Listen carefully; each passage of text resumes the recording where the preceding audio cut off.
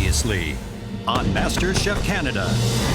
After a nationwide search, 40 of Canada's best home cooks audition to pursue their dream. My food dream is to be a Michelin inspector. This is my first step to opening up my own catering company. My food dream is to open my own baking studio. But only the best 14 moved forward. Your time starts now! To compete in the MasterChef Canada kitchen. Week after week. Oh my God! They've tackled intense challenges. Lamb sausage is still available! The firefighters are hungry! Ow, fuck! Let's keep cooking! Hold on, everyone relax here for a second. They've served up stunning triumphs. Outstanding. Thank you, Chef. What I see here is nothing short of a love affair with food. Thank you so much, Chef. And faced devastating setbacks. I've definitely been sabotaged. Supposed to look like a pillow. It looks more like a bed sheet. 6 home cooks have been eliminated. I love you guys. Now, 8 remain, fighting for $100,000 and a life-changing title. There's nothing that's gonna stop me and achieving my dream of being Canada's next MasterChef.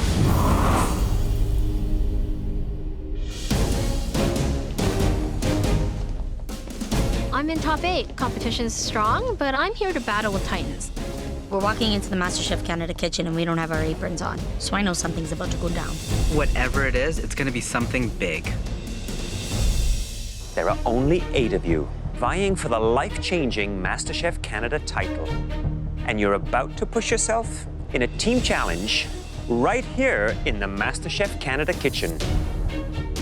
Tonight, you'll be divided into 2 teams of 4. Inside the podium are 4 red aprons and 4 blue aprons.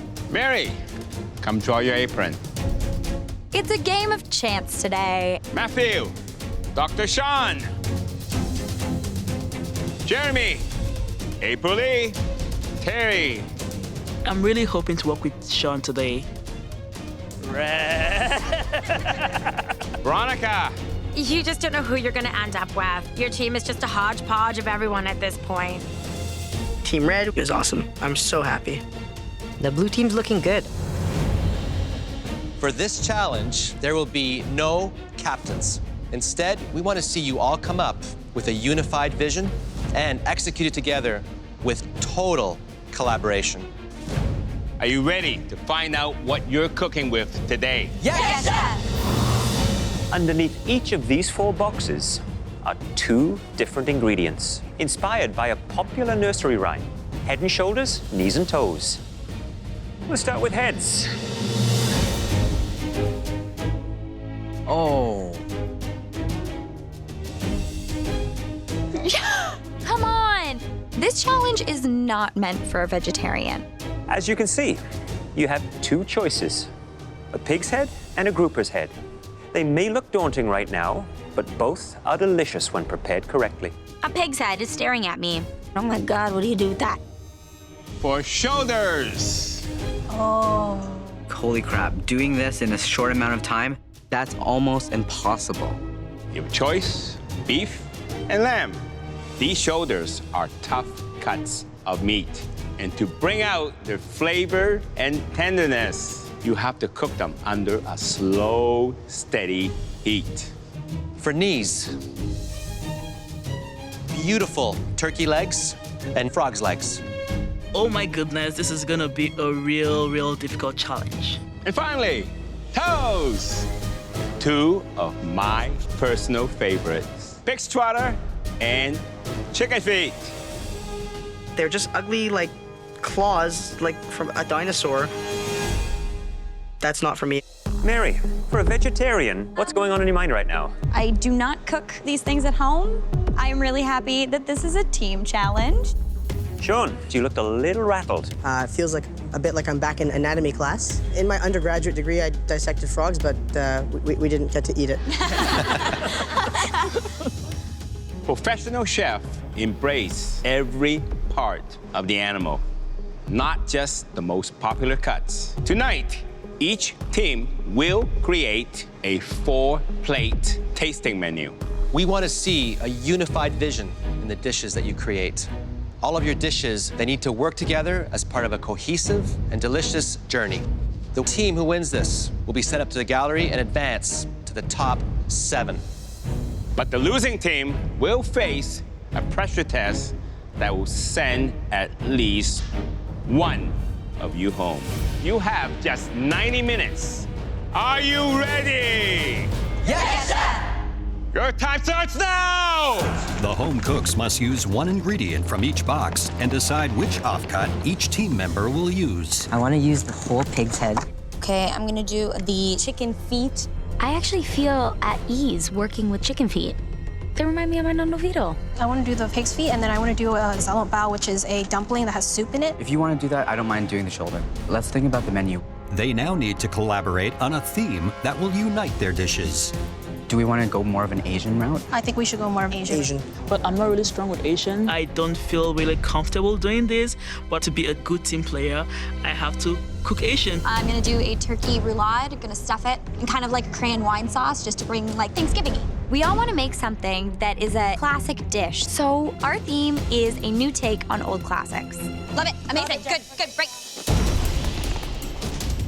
These ingredients are inspirational. You can do so much with each of them. But these proteins have one thing in common. They take tremendous skill to be able to achieve that delicious texture and presentation that we're looking for. These are items with different texture profile, different taste profiles. So first of all, they have to think of ways to cook it, think of ways to even butcher it. I think the pig's head is going to be the toughest piece to get done and cooked in time. If they're smart, they can cut it into smaller pieces. A pig's head is actually a delicacy in Asian culture. I'm going to be making a Filipino dish called sizzling sisig. It's made out of pig's ears, snout, and cheeks. It's typically food that Filipinos eat while we're drinking beer. I'm gonna try to elevate it and make it with wine. I love to cook meat even though I don't eat it. Get this bad boy off of here. I've cooked whole turkeys at home, but I've never broken down a turkey before. Just like you would with the fish, okay, and it's gonna come off. I know nothing's gonna stop you, Mary. I'm doing a braised beef shoulder with garlic mashed and a potato crisp. And it's a take on good old-fashioned meat and potatoes. Now, the lamb and the beef shoulder, they're not as exciting as the pig's head, but you can do a lot with it. You got to trim it down, take out the sinew, and you need to cook that in a pressure cooker to break down the texture of that meat. I need to get my beef nice and tender in a short amount of time. Only never used a pressure cooker. I have zero experience with pressure cookers.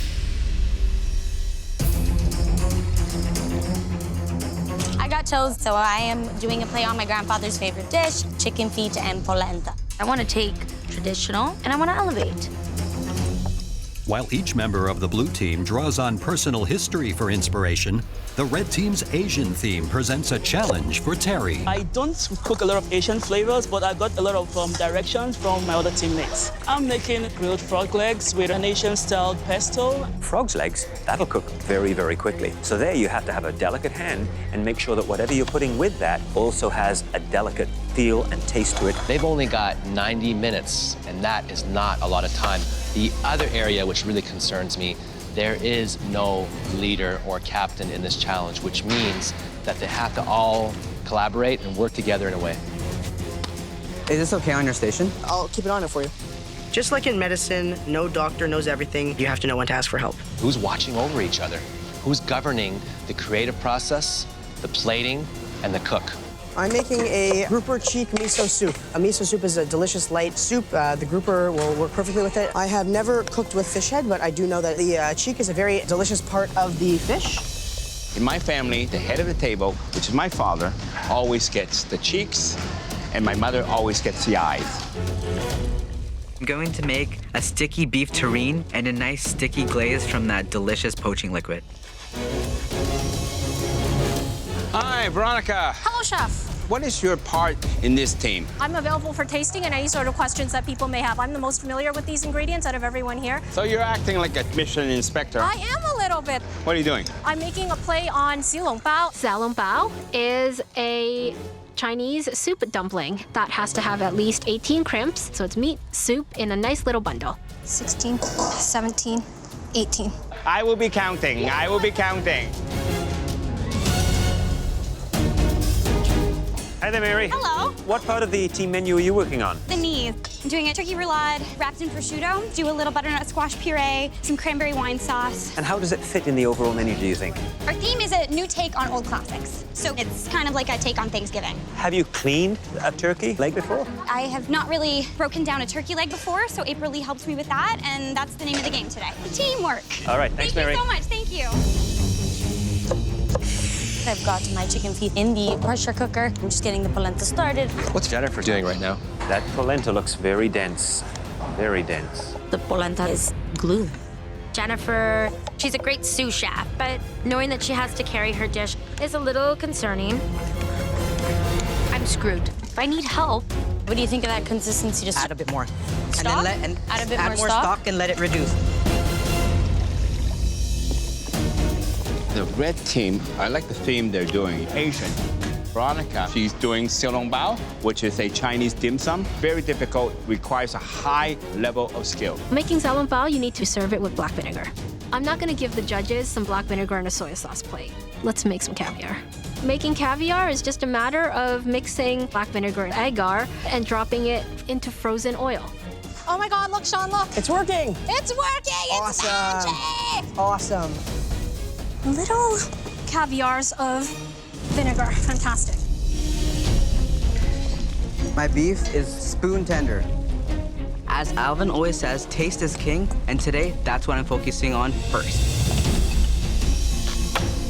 How you doing? Okay. Blind cooking, not being able to check on your meat. The pressure cooker is so scary. April Lee and Matthew are both using the pressure cooker, and they both have the shoulder. I particularly like the shoulder because it takes a lot of flavor in, but again, it takes time. It's a little bit tough. Start slicing it. So just go with the grain first. Jeremy is the center of intelligence for the blue team. Everyone is going to him. Jeremy, come look, skin. Let's leave it in for 5 more minutes, and then we'll take it out. Okay. I want to win this challenge really badly. I don't want to lose. I just want our whole team to succeed. Veronica, she's consulting for the menu and also the official taster. It's hot, but it's good. She is a Michelin inspector in training. This is delicious. It's good, right? Yeah. Mary's got her turkey roulade out. Wow, everyone is starting to plate right now. These types of proteins tend to look sloppy when they're plated. So I want to see creativity, I want to see finesse on the plate, I want to see garnishes that are going to highlight each protein. Wow, holy crap, that is freaking awesome. Jennifer's working on the chicken feet, but she seems to be struggling with how it's all going to come together. Have a look at the plate. Oh, I think it's beautiful. 10, 9, 8, 7, 6, 5, 4, 3, 2, 1. Hands up! This plate, it's not what I want to be putting out. The theme of the blue team's tasting menu is a new twist on old classics, while the red team will take the judges on a journey through the China Seas. Well done. It was an amazing job you just pulled off. We'll start with the heads. Dr. Shawn and Jeremy, please bring up your dishes.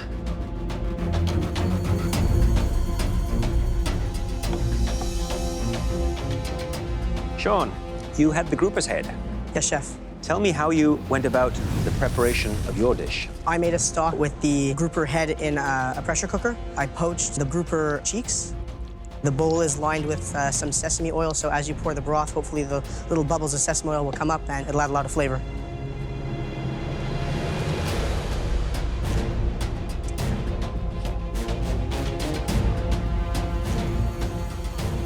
The cheek I found just a little on the salty side. But Shawn, the broth is absolutely beautiful. It is flavorful, it is rich, it has a long, lengthy flavor to it. The way you presented it, you have the cheek, you have a little bit of the skin, some enoki mushrooms, little treasures that float around that soup. That lingering sesame oil backing everything up is wonderful. It's an adventure. Great dish. Thank you, chef. I feel amazing. I feel like I've done my part for the team. Jeremy, walk me through your dish. It's called sizzling sisig. 3 parts of the pig head, the snout, the ears, and the cheeks, braised in white wine, jalapenos, and red peppers.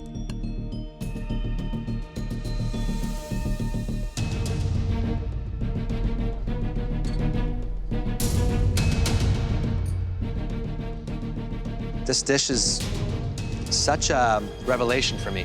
This is Filipino soul food. It's delicious. Thank you, Chef.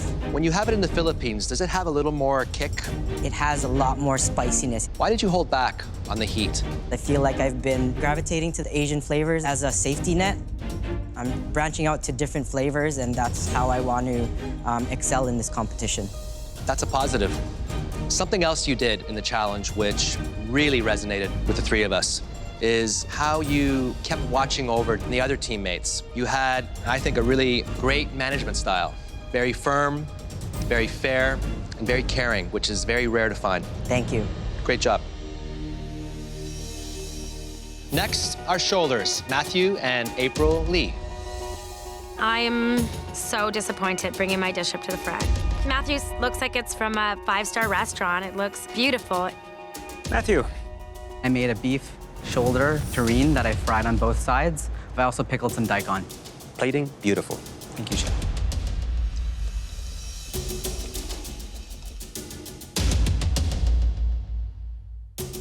Shoulders are a muscle that gets used a lot. It needs a long, slow cooking. You managed to cook the shoulder perfectly. It's just that you did not put enough of that beautiful glazed sauce that you worked on. You need to slather that on so that it's sticky, gooey. That, to me, was where you let go of this dish. April Lee. I braised beef shoulder in red wine, beef stock, onions, shallots. I really wanted to stick with flavors that I love, but I wanted to elevate the plating.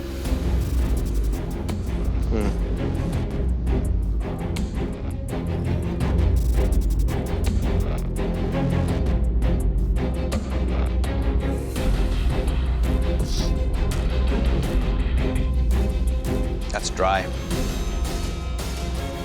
I'm sorry. Really dry.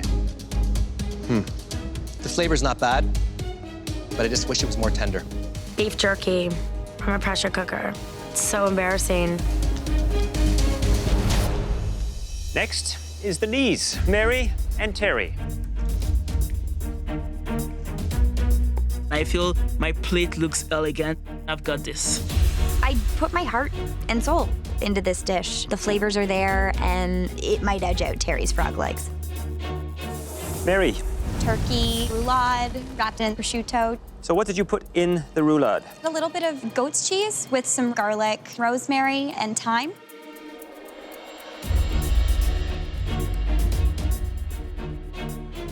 Thanksgiving and Christmas on a plate. Turkey, the leg is moist. Bacon adds another dimension of flavor. The squash puree, it is soft. It's beautiful. Look, I think it's a great dish. Presentation is wonderful, taste is terrific, and you got it done. Amazing. Thank you. Terry. This is a dish inspired by the southern region of China. It's a 5-spice frog legs. It's got butternut squash and black bean puree and a savory roasted garlic puree too. Hey, frog legs are not the easiest thing to cook.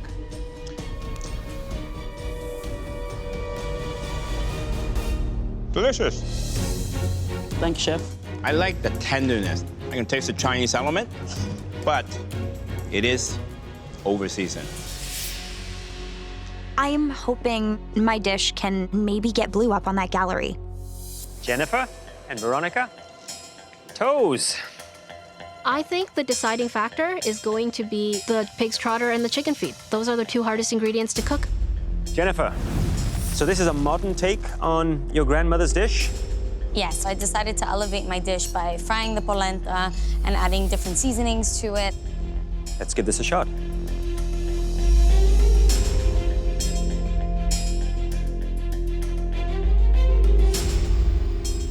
You know, I've only had chicken feet a couple of times before. The broth is actually quite nice. I would have liked to have seen more of it. The polenta, good flavor, little crispness to it, but it's the plating. It's about elevating and adding some sophistication to a dish. Veronica, unlike Alvin, I'm no expert in Chinese cuisine, but what I know is that you have picked one of the most difficult dishes on the planet to execute in 90 minutes. The way that it looks is an absolute triumph. You made caviar. I did. Black vinegar caviar. That's difficult. You made your own wrapper. I did make my own wrapper. That's difficult. You folded it how many times? 21. That's difficult. We're not even in a finale yet. I treat every single competition as if it's the finale.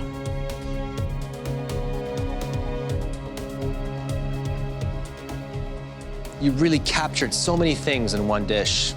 Tradition, innovation, and flavor. The red team are very lucky to have you on their team. Thank you, Chef. Please go back to your team. We've tasted the 4 dishes that both teams have created. Now, we need to take a few moments to discuss.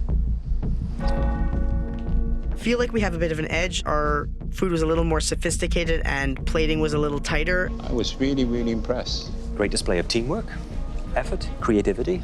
I feel like mine and Jeremy's dishes might get us onto the gallery. I think they deliver in terms of concept and theme. Well, this is gonna be a tough decision because both teams did an outstanding job. But I think there were a few more flaws with that particular team. I'm really worried that my dish is the dish that's gonna send my team into the pressure test. Choosing who had the leg up was a difficult decision. Flavor and plating were the main criteria tonight, but we also judged your teamwork and the cohesiveness of your collective vision. We put our heads together. And we'll reveal our decision using Alvin's toes.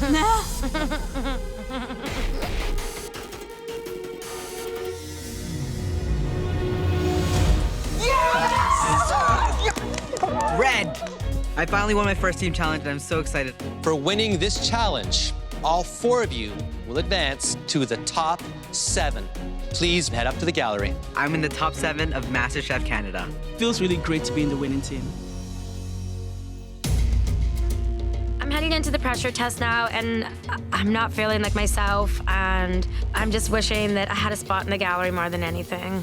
You just served us a 4-course tasting menu, and that's left us craving a final dish, dessert. The sweet we're craving is one of the world's most beloved pastries. It was created in France back in the 1850s and has recently emerged as one of the latest food trends. I'm talking about delicious, decadent eclairs. Those are beautiful. I love eating eclairs, but I've never made one before. I'm pretty scared right now.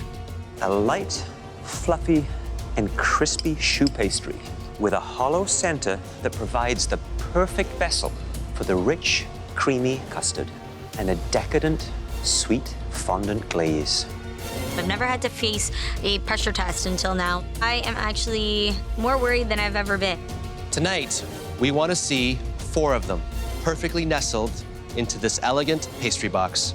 And because this is a pressure test, we're making things even harder by asking you to create 4 of your own custom variations. 4 eclairs. I'm just saying a little prayer. Please, let me be able to rise up to this challenge. Please head to your stations. There's so much at stake right now. The pressure's on. I just need to do it. I'm gonna rock it. At your stations, you'll find all the basics: eggs, flour, and sugar, along with top-of-the-line Miele appliances. We've also provided you with a specialty pantry with a stunning selection of eclectic ingredients, all sure to spark your imagination. You will have just 90 minutes to bake, fill, and decorate your 4 eclairs. Your 90 minutes starts now! Woo! Go, guys! 4 eggs. So, Michael, the rumor is that you have a pastry background. I thought I was going to become a pastry chef. This does bring back memories for me, having to make eclairs, which can be very, very tricky. First thing you have to do is make a choux pastry with milk, butter, and flour. I'm totally out of my comfort zone. I need to execute everything perfectly. Once you add the egg yolks, you have to make sure it's very, very smooth. I'm working on my choux pastry right now. I've made eclairs before. I'm comfortable with pastry. Then you have to pipe very carefully into the perfect length. I just want to make sure that they are the perfect size for the box they're going into. Jeremy, those look awesome, man. Thanks, man. Turn Jeremy. Hi, Chef. So you just finished your choux pastry? Yeah, I got it in the oven. Oh, let me see. Wow, the piping looks beautiful. Thank you, but Chef. There is a concern. When you put the choux pastry in the oven, they tend to expand a little bit. Oh, yeah. Remember, they must fit into here. Or, turn around. Or you're going out those doors. I know, Chef, and I don't want to do that. Hopefully, I'll be able to pull it off. Good luck. Thank you. I'm really starting to not feel well. I'm like sweating so bad from like every part of my body. Push through, girl, push through. You're gonna be good. April Lee is so sick. She's just trying to get through this cook. The pastry cream has to be the perfect consistency, light and fluffy, and it should be able to hold itself together without oozing out of the eclair. I'm a good baker, but with these eclairs, I need to prove that I'm a great baker. I'm gonna make 4 separate pastry creams. It is ambitious. I'm probably shooting myself in the foot, but I'm gonna try not to. Something is burning. Look at Jennifer. Her milk is boiling over. Yeah, turn that down. Jennifer, how you doing? Feeling the heat a little bit? Wow, look at your steak. I know. What are you doing exactly? I am making a lemon custard. Are you worried at all? The only thing that's got me worried right now is time. All right, keep pushing. Mary's making 4 different fillings. That is a ton of extra pressure. Guys, I'm on the top rack in the blast chiller. I have 4 pans of pastry cream that I need to chill. It's getting a little hectic. Jeremy, for a guy who has not baked, has got perfectly piped choux pastry. They all fit? My choux pastries are too small. I'm freaking out. Jennifer seems to be just completely frazzled. How could I have made a mistake already this early in my pressure test? I see cracks on the top of my eclairs. I've made eclairs before, and that's never happened. Mary, and she might be reaching to that point that might actually break everything for her. Farts! 20 minutes! You have 20 minutes left. April Lee, definitely under the weather. I feel like I'm gonna pass out. I feel like my stomach is going to explode. Okay. I don't know if I can go on. How you hanging in there, April Lee? Been better. What's your biggest concern? Oh, just that I can do this at all. You're going step by step. It seems to be working. Pastry is done. Pastry cream is chilling down. Make your 4 different flavors. The finish line is in sight. Thanks for your confidence. No matter how I'm feeling, I can't quit and just give up on my dream. 10 minutes! You have 10 minutes left! That's over whipped, eh? No. No, it's cool. No? I'm doing an apple pie filling, and that will be mixed into the pastry cream. It's super important to stay original. If you're not original, you're never gonna stand out. At this point in time, the home cook should really start filling the eclairs now. April Lee, get pastry bags ready. Oh my gosh, right. Jeremy's starting to pipe his first eclair. It's white chocolate. This one is hot chocolate. I know I've taken on too much. There's like 7 minutes left, and I haven't started piping my cream into my eclairs. That is not a good sign. Medic! Panic mode. Oh my God, please hurry. 5 minutes! You should be starting your decoration now! I'm worried about getting all my stuff on the plate. Decorating those beautiful eclairs is all about finesse and precision Oh my God, but it's not even decorated. and creating this little jewel box. Oh my gosh. This is so hard, my goodness. 30 seconds! You have 30 seconds left! Ooh. What am I gonna do? Wow. Jeremy got upset with one of his eclairs. 10, 9, 8, 7, 6, 5, 4, 3, 2, 1. Hands up! Wow. wow. I've never seen so much pressure in the MasterChef Canada kitchen before. I am worried. I am up against some serious cooks.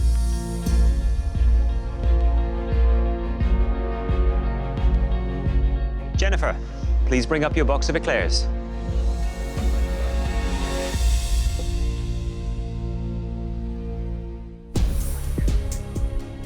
You know, they're small. Had they been a little larger in size, they would have presented much better. I'm not proud of them.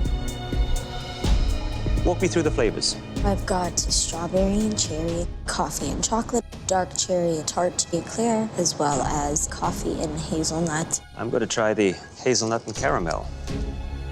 A nice amount of fondant, nice little drizzle of caramel, and some gold leaf. Let's see if you have some filling in here. Not bad.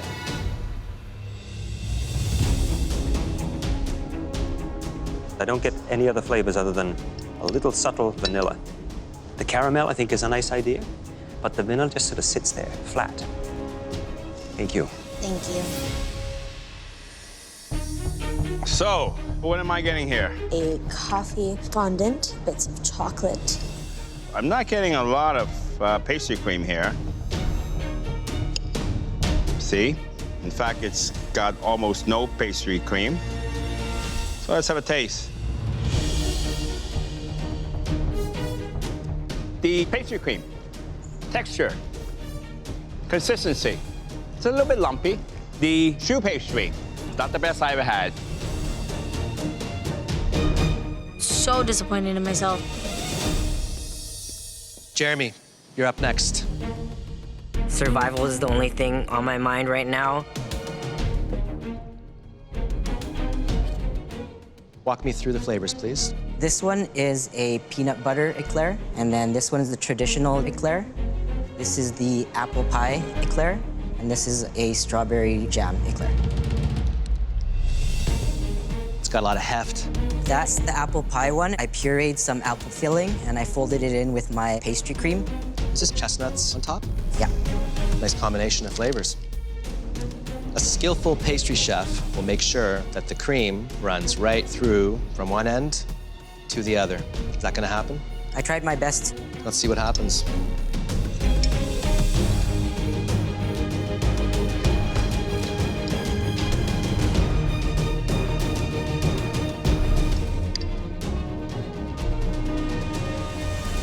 Not bad.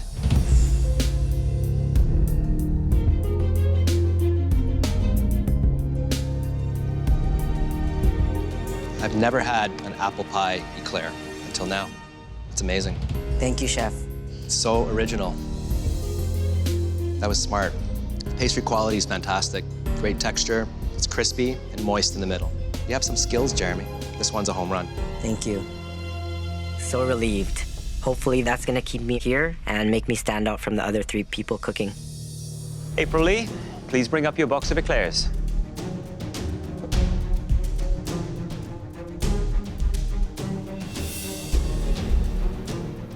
We have a hazelnut liqueur, the crazy pink. It's got a strawberry disco crazy pink. The third one is lemon. And then the last one we have orange with hazelnut.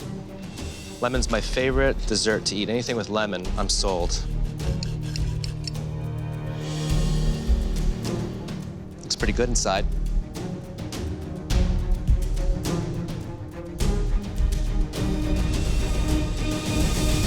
This is really great.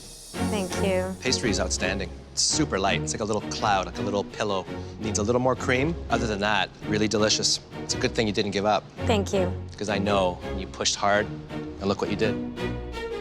I'm feeling just like a warrior, like I've come out of battle.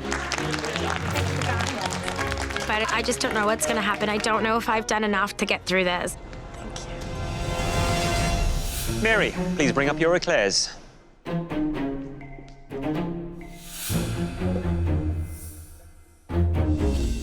Can you walk me through the different flavors? There's a matcha pastry cream with a blackberry fondant, a white chocolate eclair, orange cardamom, the chocolate ganache, and a Earl Grey with a bit of lavender.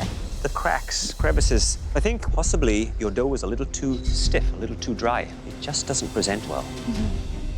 That's the Lady Grey. It's Earl Grey tea with some lavender in it.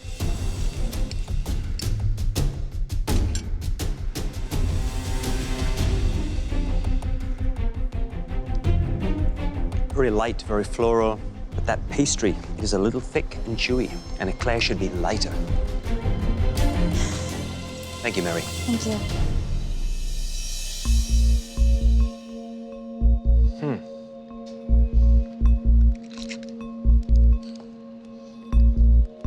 one's not gonna win a beauty pageant. I'm very sorry.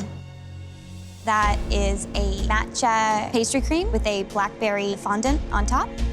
The flavor tastes good. I really liked it. Wow. That's very generous. Yeah.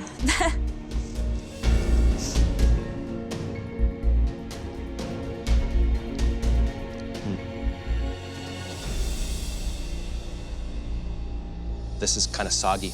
The flavors just, they don't work well together. You took a risk, a very, very big risk. You did 4 pastry creams. As much as I admire that, with great aspirations, sometimes you fail. Please go back to your station. I'm feeling devastated. You need to bring your best into this kitchen every day. I didn't do my best job. Creating 4 distinct and delicious eclairs in 90 minutes is no easy feat. None of your eclairs were perfect, but there were 2 home cooks who stood out tonight. They mastered difficult techniques and won us over with their delicious flavor combinations. Jeremy and April Lee, congratulations. And welcome to the top 7 in this competition. Both of you, head up to the gallery. I am super relieved right now. Top 7. Wow, I did it. I feel such a sense of accomplishment. I couldn't be more proud of myself. Mary and Jennifer, you both presented eclairs tonight that had major flaws. I am worried. I might be going home. Mary, your choux pastry was undercooked and cracked. Jennifer, your eclairs were too small and the flavors uninspired. At this point in the competition, it's very hard to send somebody home. Mary? It's time to take off your apron. And head up to the gallery. Oh my God. Good job.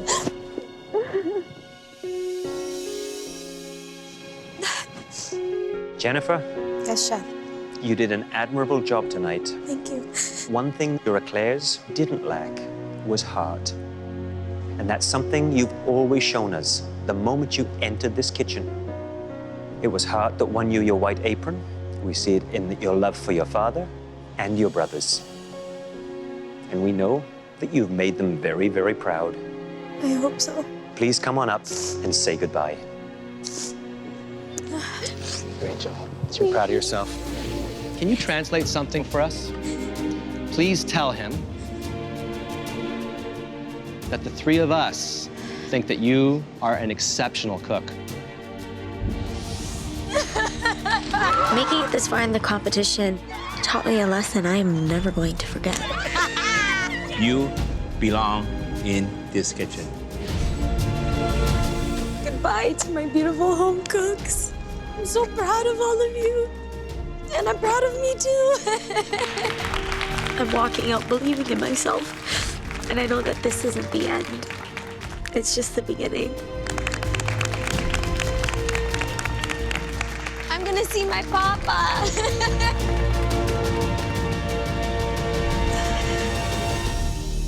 Next time, Oh, large box. the home cooks lift off with an out-of-this-world mystery box. Colonel Chris Hadfield. What? Hello, everyone. It's a pleasure to be with you. Hi. Switch! Tag, tag, tag. And a classic tag team challenge turns up the temperature in the kitchen. Terry is angry, and you don't want to make Terry angry. Honestly, you have to hurry. Oh my God.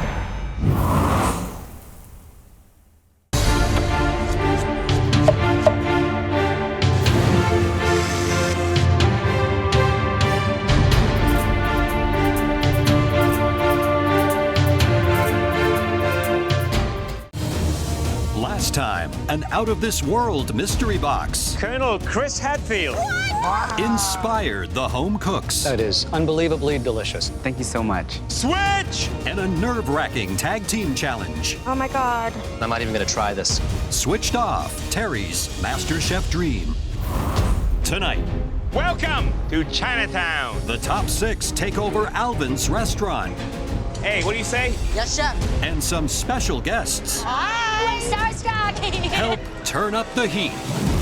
Hey, be careful. Throw a cloth at it. This is absolutely unacceptable.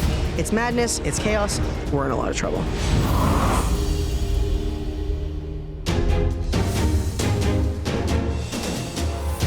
The final 6 home cooks are in Toronto's vibrant Chinatown.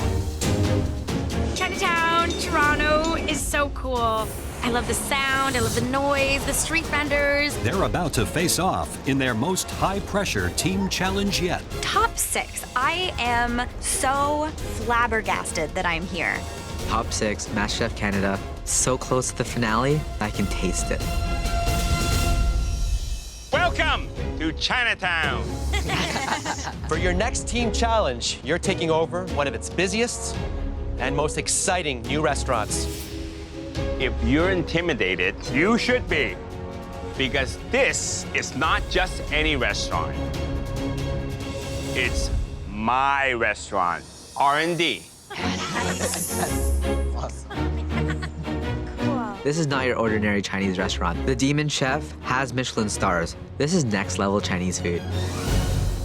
Let's head inside.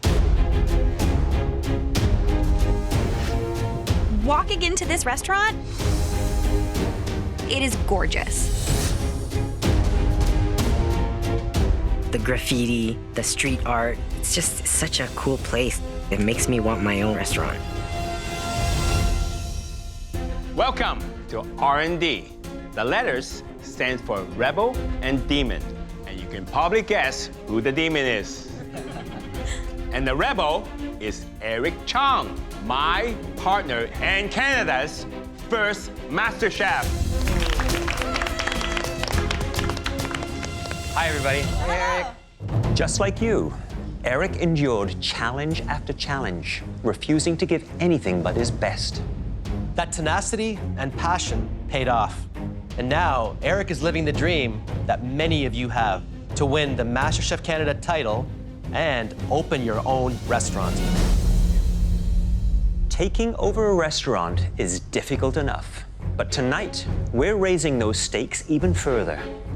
Because the diners that you'll be cooking for are particularly discerning. Not only do they know food, but they know exactly what you're going through. We're talking about the MasterChef Canada alumni from season 1 and 2. That is so cool. The expectations of the MasterChef Canada alumni will be through the roof. They know what it takes to get to top 6, so we need to show the alumni what we can bring. Mary and Jeremy, you were the top 2 in the last elimination challenge, so you'll be today's team captains. Come and get your apron.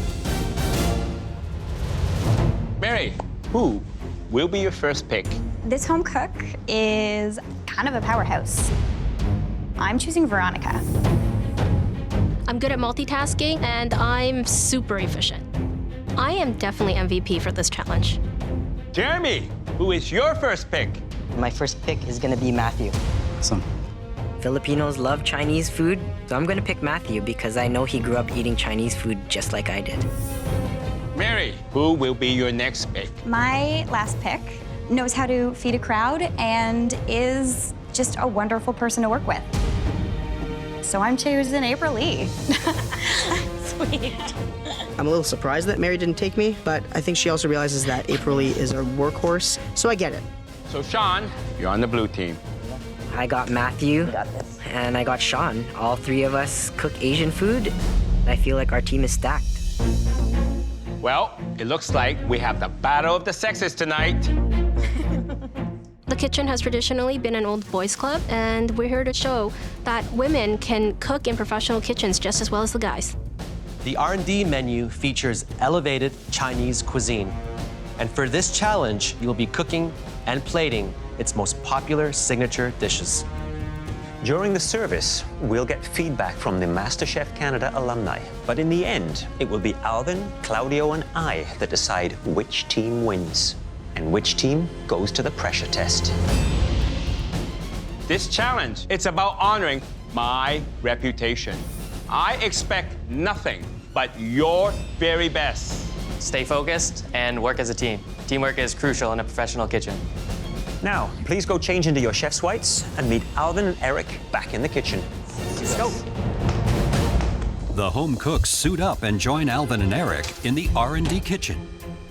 It's a tight squeeze, like a typical Chinese kitchen. Eric is going to demonstrate each dish you'll be cooking tonight. First up is a cold chop suey noodle salad. Okay, so the chop suey. We'll dress the white noodle with some of our chop suey sauce, some sesame seeds to this. You can break up a little bit of tofu, and then you will have the veg. Some cucumbers, some watermelon radishes, some red beets. You want to pile this in the center and tall. And then top it off with some fresh corn, and then crispy taro chips. Next is R&D's Korean-inspired bibimbap. We're gonna start with this hot rock bowl. We're gonna oil it. You wanna make sure it gets all the way around so the rice doesn't stick and so that you create this nice crust that everybody loves in bibimbap. And then the rice, and then all the veg.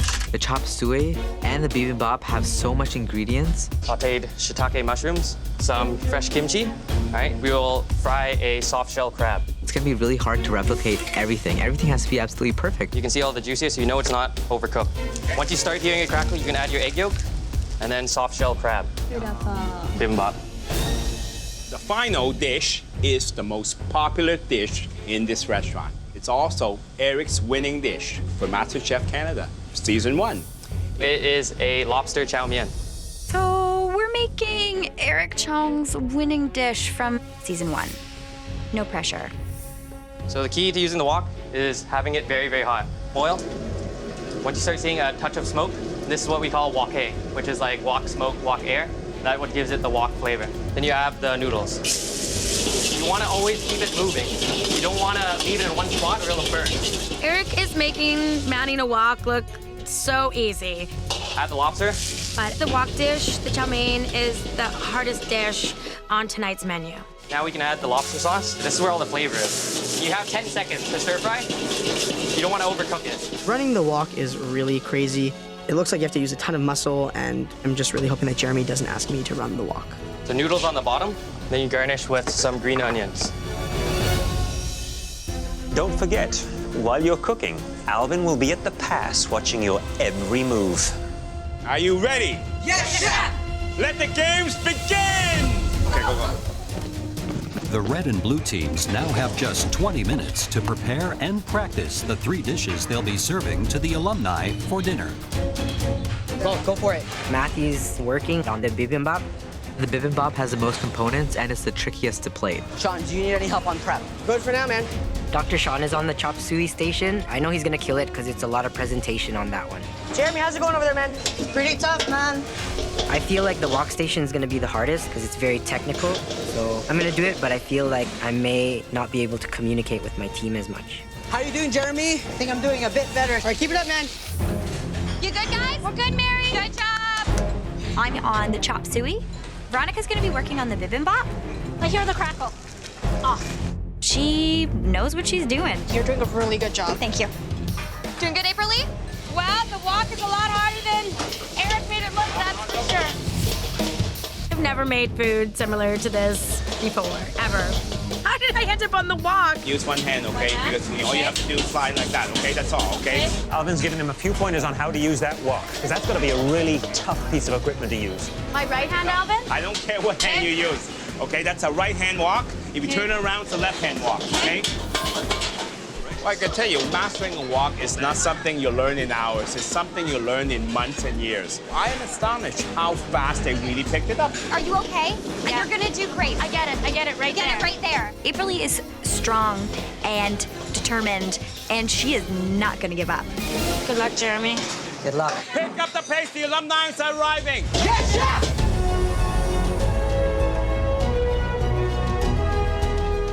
Oh my gosh, look. I'm seeing David George, Michael from Season 2. I am so excited. Hi. Ooh, I'm starstruck. Hi. I see Dora come in, Kevin. It's just so amazing. Hi. This guy's having a lot of fun over here. I love it. Thank you. There's Lynn, there's David, there's Christopher. Suddenly it just got real. All right, red team. Yes, chef. Blue team. Yes, chef! Service begin. Blue team, 2 chop suey. Yes, chef, 2 chop suey. Red team, I want 3 chop suey. Understood, chef. Blue team, I want 3 bibimbap. Red team, 2 bibimbap. These orders are flying in so much faster than I ever could have anticipated. Red team, did you say red team? You gotta listen to me, you gotta listen to me. It's complete chaos. Come on, bibimbap. Coming, chef. Before any dish gets served to the alumni, it has to get past Alvin. Chop suey up. Okay, nice plating, nice plating. Thank you, chef. I already feel good. First dish out and we're already winning. Service. Beautiful, beautiful. 1 chow mein, blue team, 1 chow mein, red team. Do it now. Yes, chef. Hey, be careful, be careful. Hey, turn it off, get a cloth, throw a cloth at it. Fire is billowing out of the wok station. Throw this, throw that, go. That's it, magic, okay? Okay, chef. Come on. Sure, chef. Jeremy was just adding his oil to his wok and he already set it on fire. I'm not sure these boys know how to play safe. Jeremy, is there any way I can help you, man? No, I'm good, man. Okay. Starting a fire, it's embarrassing. I want to prove to the judges that I can use this wok. Just sitting here, I can feel the anxiety from last season's restaurant takeover coming back. It feels awesome to be on this side of the kitchen, just knowing that we're not sweating, we're not fighting, and we're gonna get to eat some great food. Blue team, 1 chow mein. Yes, chef. Red team, Yes, chef. 2 bibimbap. Yes, chef. 2 chop suey. Chef, I have 2 chop suey. I'm pretty confident. I'm feeling really good. That's very nice. Thank you, chef. Service, please. Table 3.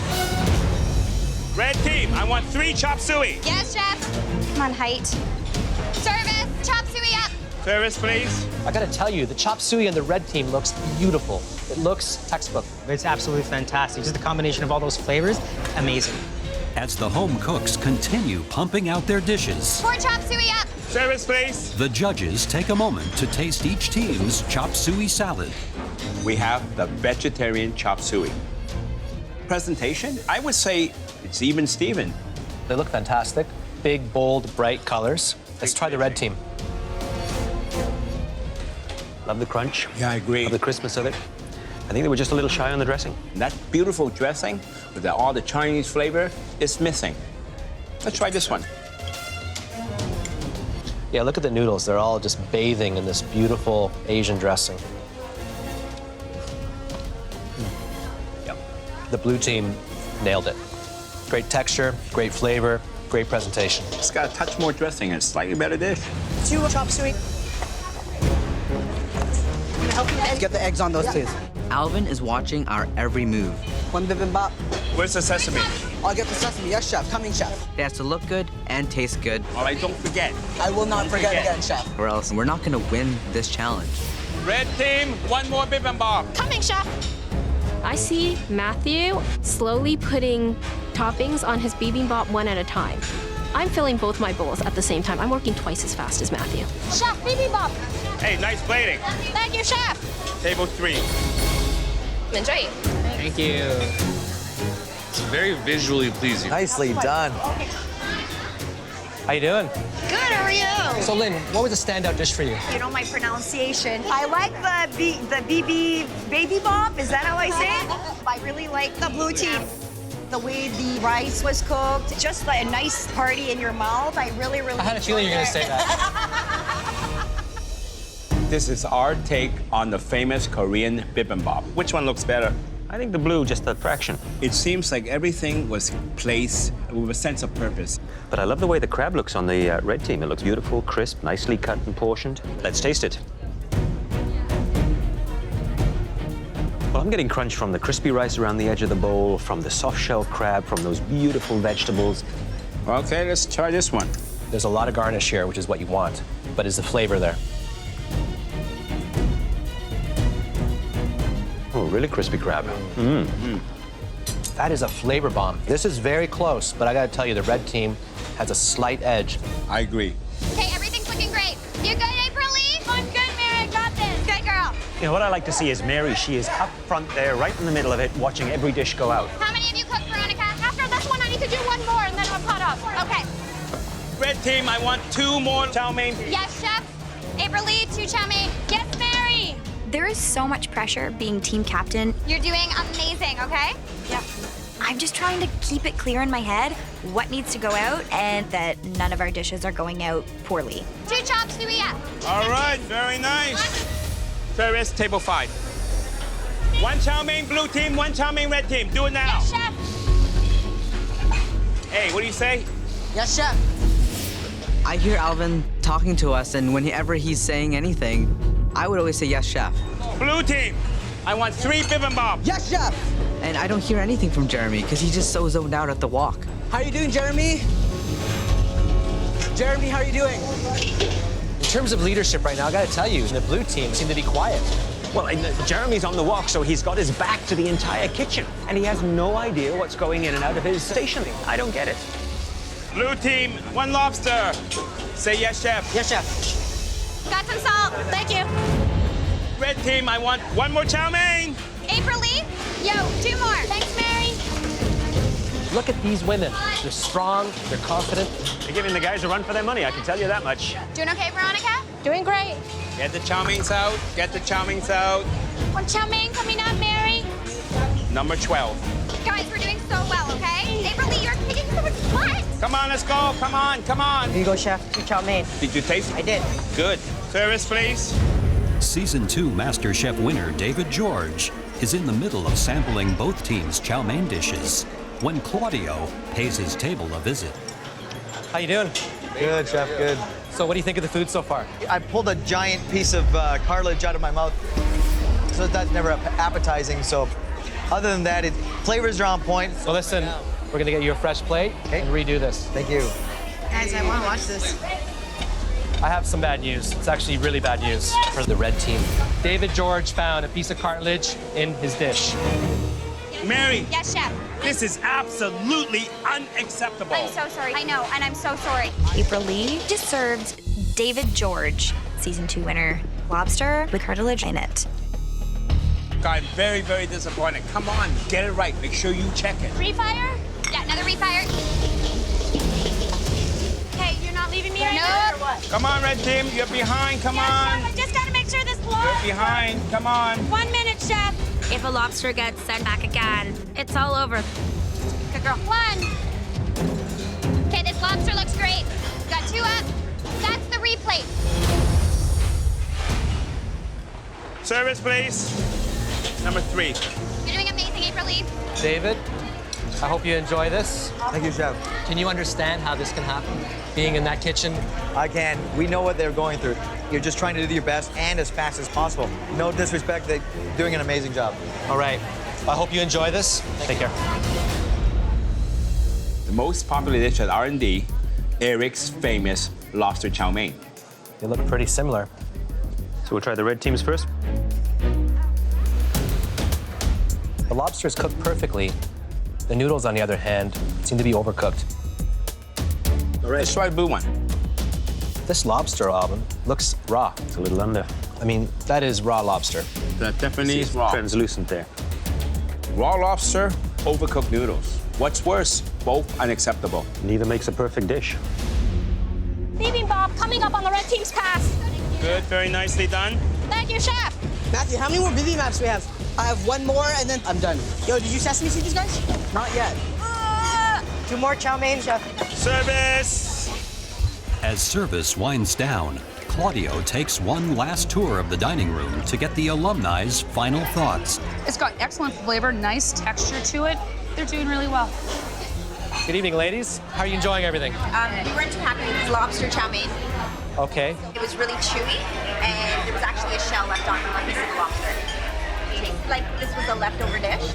Alvin's not going to be happy about this one. Chef Alvin, this is a complete and utter disaster. They found a lobster shell. The lobster was beyond overcooked. That's bad. What team was that? Please, please, please. Don't beat the red team. This was the blue team. Blue team. Jeremy, Jeremy, lobster chow mein. Look, lobster overcooked. Noodles undercooked. Come on, I want everything has to be perfect. Do it again, right now. Do it. You know what they said? What? Describe it as leftovers. Bad, that's bad. That's really bad. You gotta get that guest a new plate of chow mein. It's gonna be down to the wire. Jeremy, come on. Last one, that's the last one. You're behind, come on. Last order of chow mein. Look better than the last one? Nice one, nice one. Woo! Service, please. Number 12. All right, you're done. Thank you, Chef. We just took over one of the busiest restaurants in Toronto. I got so much lipstick on your toe. What an amazing experience. I can't believe we pulled it off. The alumni will now fill out comment cards, which the judges will take into consideration when deciding which team wins and which team faces the pressure test. Congratulations to all of you. It was not an easy night by any means. The winner is going to be announced tomorrow when we return to the MasterChef Canada kitchen. But for now, let's have a toast. Cheers, everybody. Good job today, guys. Thank you so much.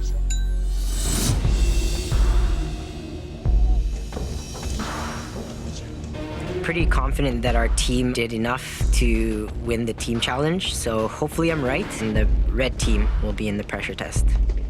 Winning Restaurant Takeover would show Canada that 3 ladies can do it. Yesterday, you took over R&D. Deciding on a winner was not easy. Both teams experienced big highs and lows. But there was one team that took the lead. The team that is now safe from elimination is the red team. Yes! Girls beat the boys. This is the best win ever. Thank you, Mary. Congratulations! Thank you, Chef. Thank you, Chef. Please head up to the gallery. Good job. Congratulations. Congratulations. I love walking up to the gallery. It feels so good knowing that I don't have to do whatever crazy thing the judges are going to make the blue team do. Jeremy. Yes, Chef. What do you think went wrong? I think just the inexperience of never working in a kitchen before. I take responsibility for the chow mein dishes, and I just want to apologize to my teammates. Matthew. Yes, Chef. Do you think that Jeremy should have assigned either you or Shawn to the wok station instead? I think that would have been better, but Jeremy was the strongest person that we could put at the wok. So, Jeremy, if you had the chance to save yourself tonight, Oh my God. would you take it? As a leader, I think that you should be standing up for your team and taking the loss. I think I would take it. It does mean a lot to me, and it'd be a chance for me to rebuild my life and everything that I lost. Matthew, how do you feel about that? Knowing how much this dream means to me, I would probably just save myself too, Chef. Well, tonight, none of you have the chance to save yourself. All 3 of you will be cooking. Please come up and get your black aprons. Thank you. Good luck, Shawn. Good luck. In every season of MasterChef Canada, we presented our home cooks with some pretty tough pressure tests. But this one takes the cake. Takes the cake. Tonight, you will have to make your own customized version of this classic French dessert. A breathtaking charlotte cake. It's so pretty. It's gorgeous. This is not good. I've struggled with my baking, so it's gonna be a battle today. This gorgeous cake is the sum of several delicious but complex parts. The first component is the outer wall, constructed with sweet sponge cake lady's fingers, crisp on the outside, but moist in the middle, and all of them perfectly uniform. The second component, a filling of rich and creamy mousse, perfectly whipped and smooth as silk. And finally, an even layer of fresh glaze. It's really, really hard. I've said it before, I'll say it again. I'm not a baker, but I need to prove to everyone that I really deserve to be in the top 5. Time to go to your stations. You will find everything you need, including top-of-the-line Miele appliances. But keep in mind, we want to see your own customized version. To help you customize it, you'll find a specialty pantry in the equipment room. You have 60 minutes to make your dessert. My gosh. I am so happy I'm not cooking. This is gonna be so tough. Are you ready? Yes, Chef! Your time starts now! Go, guys. Go, go, go, go, go. I'm cooking for my dream. I want to prove to the judges that I can step out of my comfort zone, and I want that spot in top 5. See where the cornstarch was, Matthew? No. I've always been dinged on my flavor versus my plating. So my main goal today is to make sure that whatever I'm cooking is gonna taste beautiful. I'm making a passion fruit mousse and pistachio charlotte with coconut ladyfingers. I'm going to make a charlotte made with toffee and caramel and candied pecans. I'm not going to go home today because I'm the flavor guy and my flavors are going to rock the judges' world.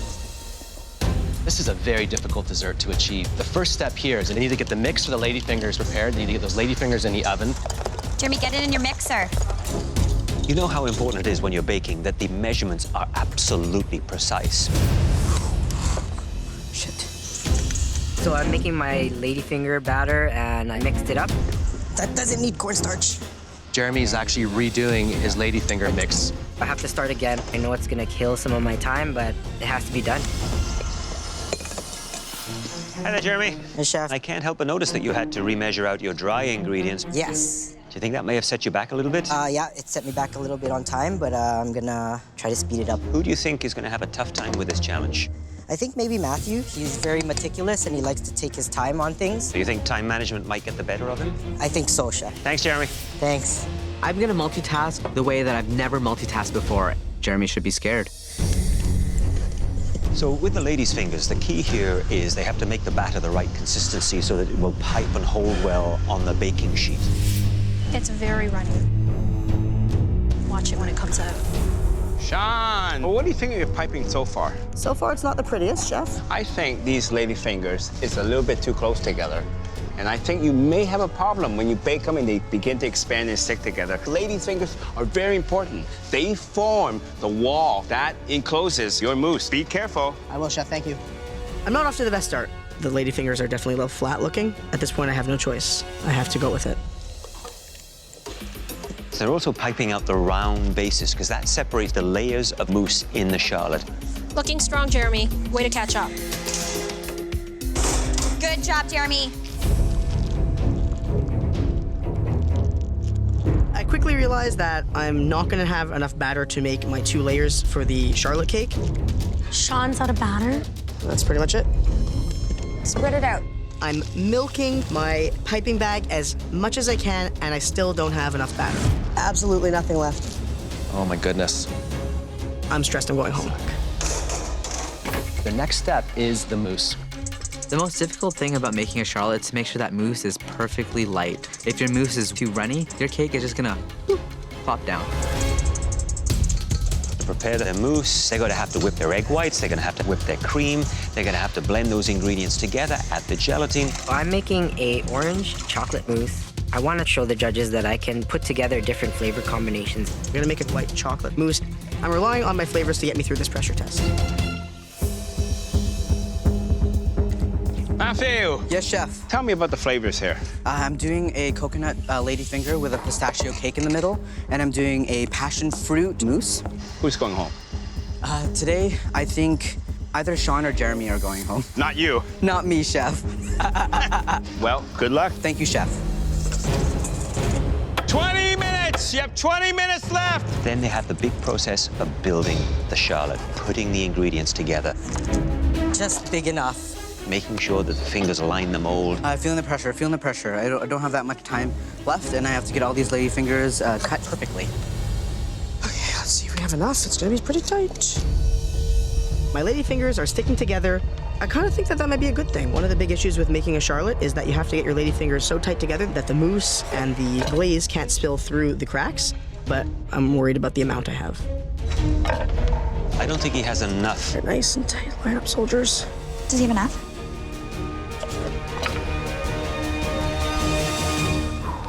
We have enough. We have enough. Oh boy, oh boy, oh boy. I gotta put it into high gear and get this cake finished.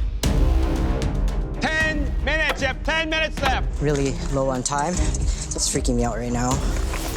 Now they can work on their glaze.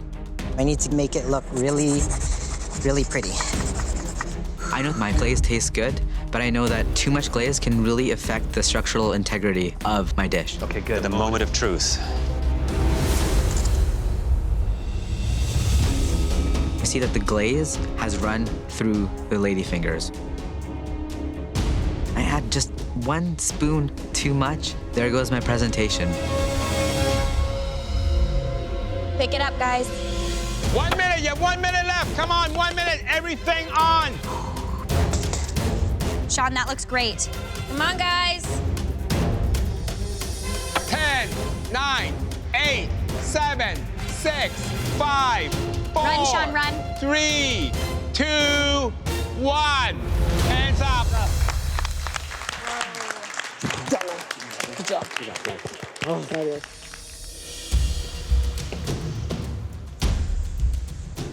Chef. Hello, Jeremy. Tell me the flavors of your charlotte cake, please. It's orange chocolate mint charlotte, garnished with candied cereal and candied mint. Wow, beautiful. Well, look, the outer row of the lady's fingers looks pretty decent. Any worries about me removing this piece of ribbon? No. Beautiful, Jeremy. So what I want to see is a nice, clean cut. That mousse just sits there nicely, has a little jiggle to it, but you can see the layers. Let's see. This is so dense.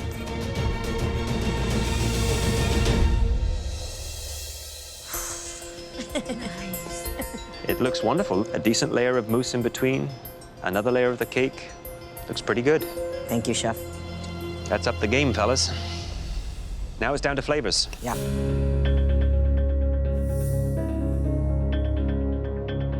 The mousse, beautiful. Thank you. Beautiful, soft, fluffy. The immediate hit that I get is chocolate.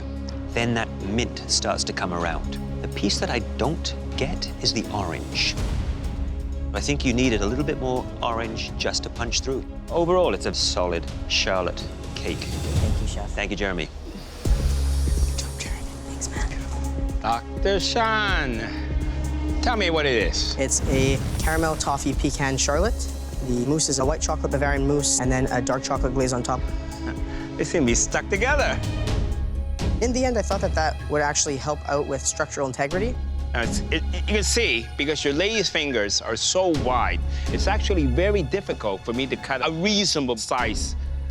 So I'm just gonna cut it here, okay? How will this hold? Look at that. I think it's probably a little bit too soft. It's sloping downward a bit. Maybe there's not enough gelatin. So let's see how it tastes. Tastes pretty good. The thing is so rich. You got 2 different chocolates. You got the caramel, you got the pecan. I think it tastes better than it looks, but would that be enough to keep you in?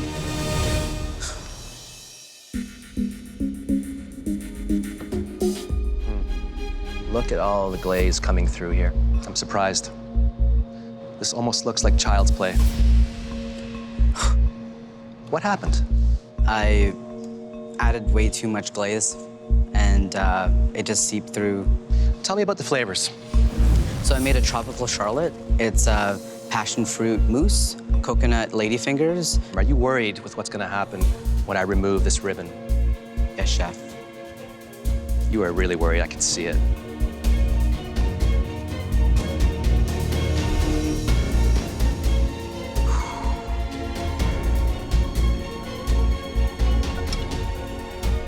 The moment of truth, Matthew.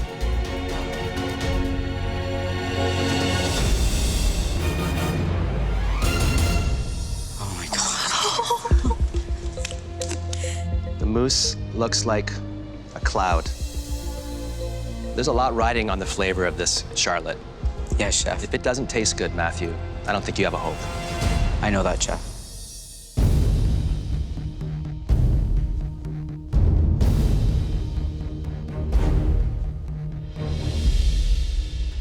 The flavor's amazing. That pistachio sponge is the perfect thickness, but I've seen you do better. I know I can do better, Chef. We've tasted all your desserts, and now we need a few moments to discuss. The judges really like Matthew and Shawn's flavors, but I'm hoping that my technical skill and my flavor will get me through. Look what they've achieved. Look how far they've come. To do this in 60 minutes, that's absolutely amazing. I know that my cake doesn't look like something that I would present, and I'm really disappointed with that. 3 incredible Charlottes. 2 of them, not the best looking, but absolutely delicious. I'm really nervous. I'm up against 2 amazing home cooks. My cake came out pretty well, but I don't know if it's enough. Let's go. Okay.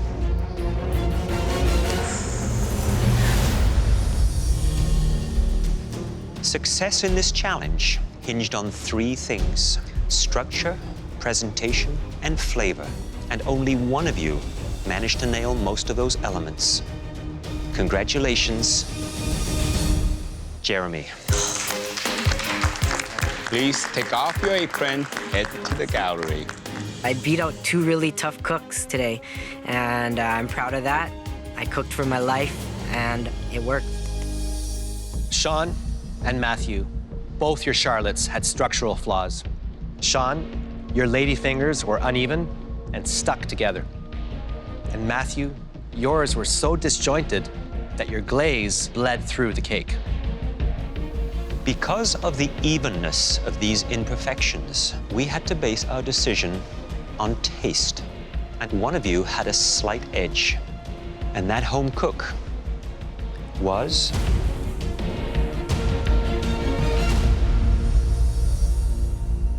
Matthew.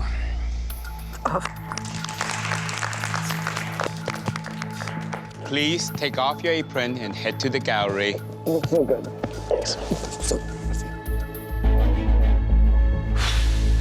Thanks. Dr. Shawn, you came into this competition a bit of a dark horse, not a baker, and hating cheese. But in challenge after challenge, you amazed us with your creativity and your heart. Your passion for food is even deeper than you realized, and we hope that you continue to explore that. Please come up and say goodbye. It's a pleasure. I came to this competition as a home cook that was really comfortable making things that I knew how to make. There's some really big, punchy flavors in there. It's a huge compliment. Thank you so much. Really good. Now I feel like there's not a recipe in the world that I couldn't tackle. Kaboom. It's awesome. Thank you. Every challenge I surprised myself, making food I could never imagine making, including cheese. You went out on a limb and you succeeded incredibly well. All good things must come to an end. Yes! But I'm gonna miss wearing that apron.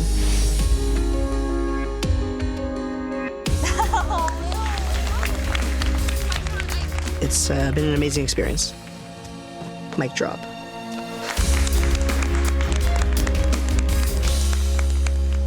Next time, the home cooks get a master class in fine dining Chef Michael Botticini is teaching me how to cook. Incredible. and high drama. Then it's unhappy hour in the kitchen This challenge is driving me to drink. as they fight to keep their dreams from getting smashed. You think this is good enough to take you to the top 4?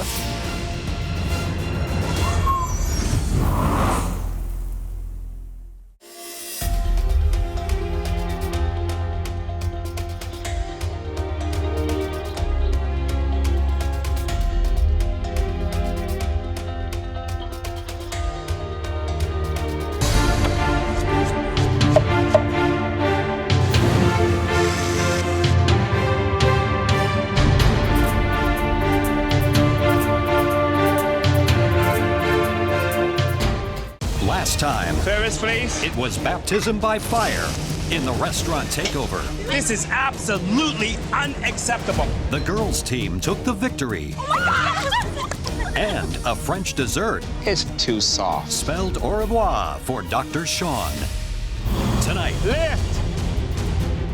the home cooks get a master class in fine dining Chef Michael Botticini is teaching me how to cook. Incredible. and high drama. I have to pull off the impossible. Then it's unhappy hour in the kitchen This challenge is driving me to drink. as they fight to keep their dreams from getting smashed. Do you think this is good enough to take you to the top 4?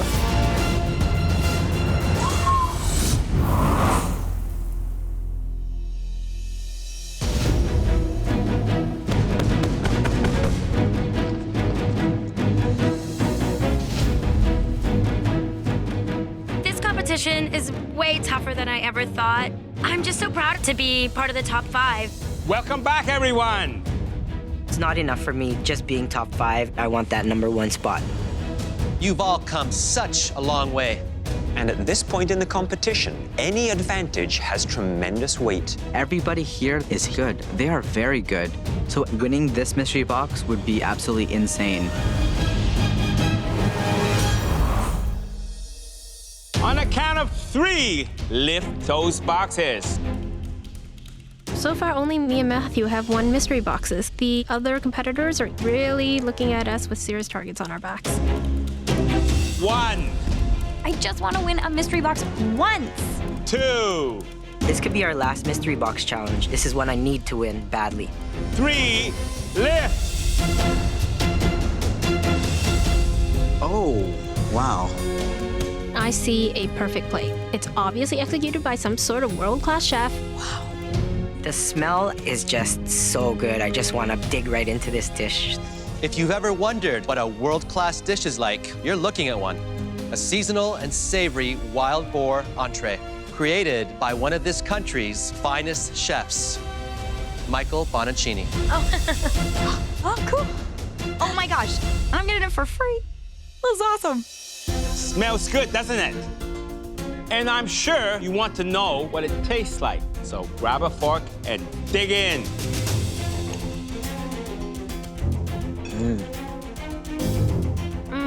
So juicy, so decadent. I could eat this whole thing.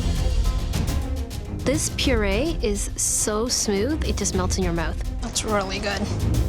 I'm a vegetarian, but even I know that this meat has a perfect sear on it. Now, we want you all to make your own world-class entree.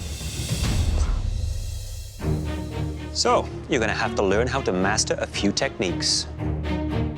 The perfect sear, a velvety smooth puree, and restaurant quality plating. And I'm gonna demonstrate those techniques for you right now.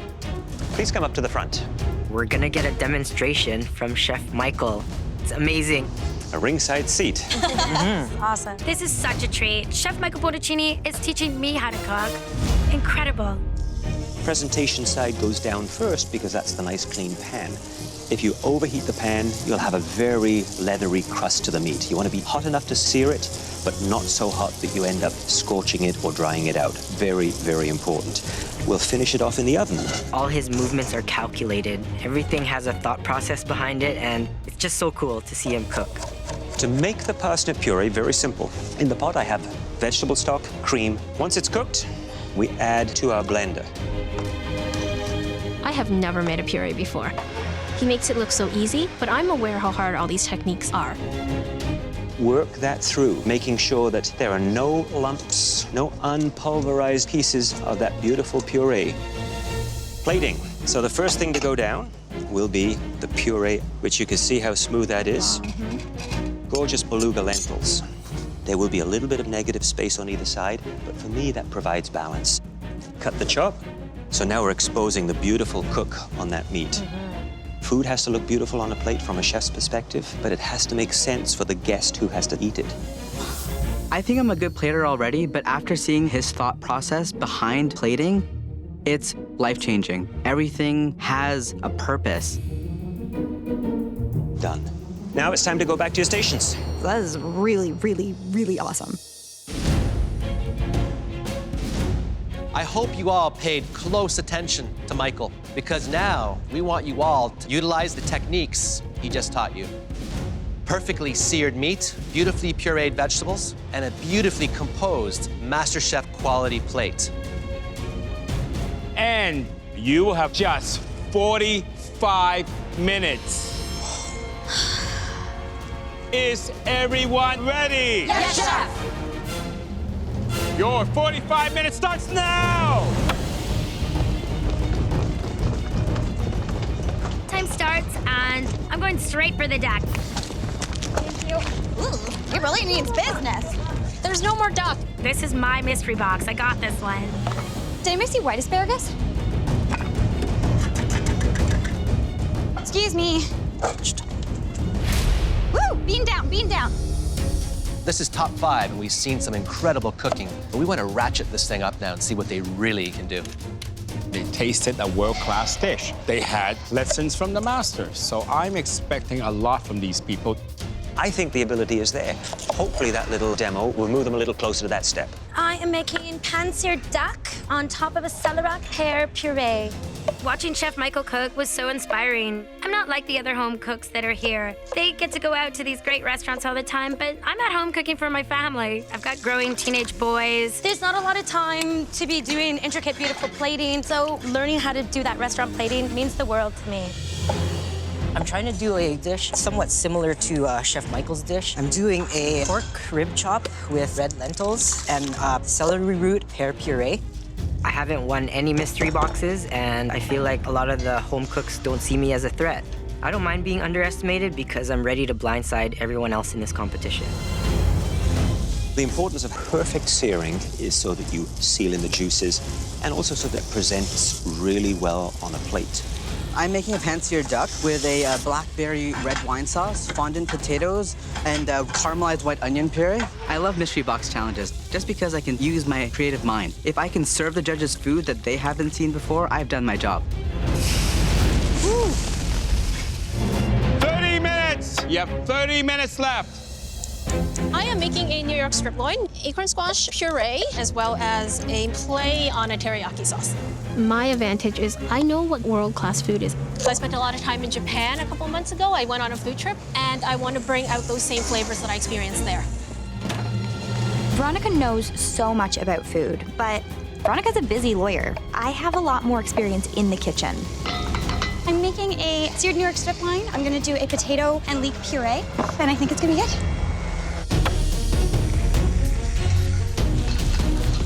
Hi there, Jeremy. Hi, Chef.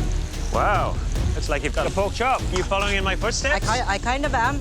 Make sure that you make it your own. I think that's important. Yeah. Your plate presentation hasn't quite hit the all-star stage. Do you think this is the dish that's going to do it for you? I'm gonna try to do my best to make a beautiful plate for you guys, and hopefully it'll be nice enough for you guys to want to come taste it. Good luck with it. Thank you. Thanks. Matthew. Hi, Chef. I see the inspiration in your eyes. Yeah, seeing Chef Michael today and seeing what he came up with seasonal ingredients is absolutely inspiring.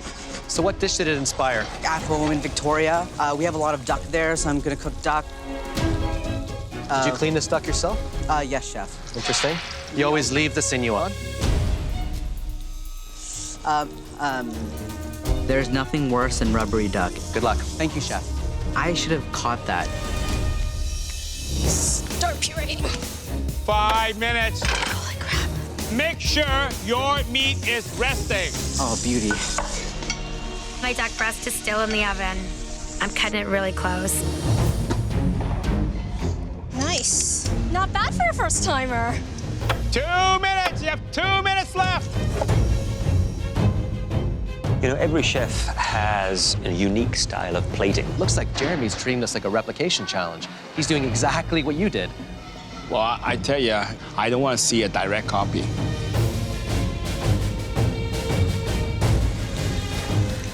30 seconds. You have 30 seconds left. I'm waiting for the very last second to slice that duck breast. If I don't let my duck rest long enough, it's gonna bleed out all over my beautiful puree. 10, 9, 8, 7, 6, 5, 4, 3, 2, 1. Hands up! Oh my God. Oh my God. It's bleeding out. I just watched the blood pool around my beautiful puree. The judges take one final look before selecting the most promising dishes for tasting. I'm hoping it's a world-class entree. Fingers crossed. My plate looks beautiful and I know it tastes really good, so I really hope I get called up for this one.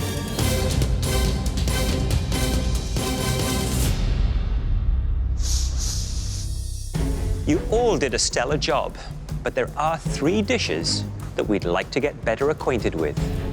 The first dish that we'd like to call up was made by a home cook who produced one of the most intriguing plates of the night. Please bring your dish to the front. Veronica.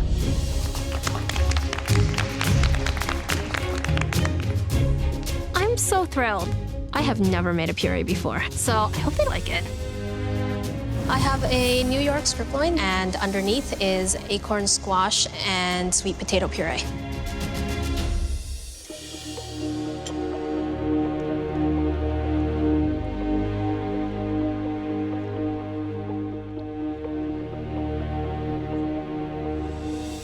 Nicely seasoned steak, it's nicely cooked. The puree is absolutely wonderful when it is that creamy and light and beautifully seasoned.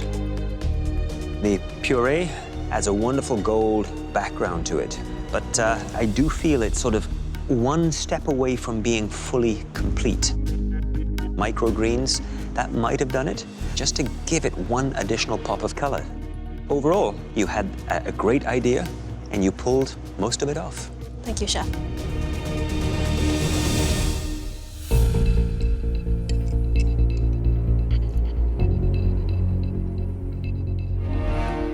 See on the beef? I think it's perfectly done. It's well seasoned. Keep it simple. The puree absolutely perfect, nice and silky. All the flavors, they all come together.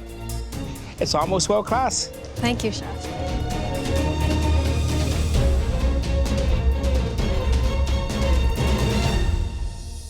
The second dish we like to see was made by a home cook who is no stranger to elegant plating.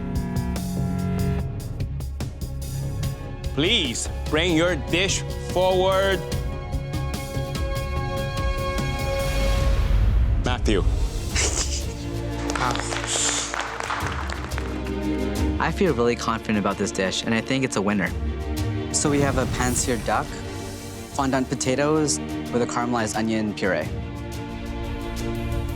You make me really proud. You have this ability to put food on a plate like a professional. Thank you. Let's give this a taste.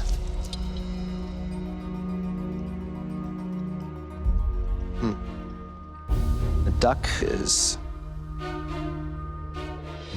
delicious, great flavor. The only misstep is the fat is not rendered down properly. You should have cooked that down more. Thank you, Chef. Dish looks like almost like an artist palette. Gorgeous. Let's see how the flavors work together.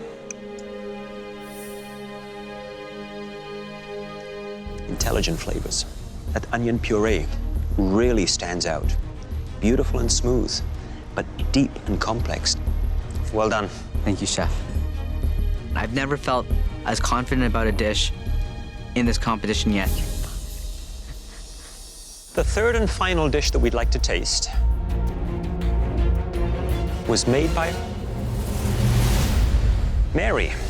What? It is a steak and potatoes dinner, but I've elevated it. I did a seared New York strip loin, a potato and leek puree with a shallot red wine reduction and some of the Knorr beef stock. The meat, it's pretty rare. When I did eat meat, I liked it very pink.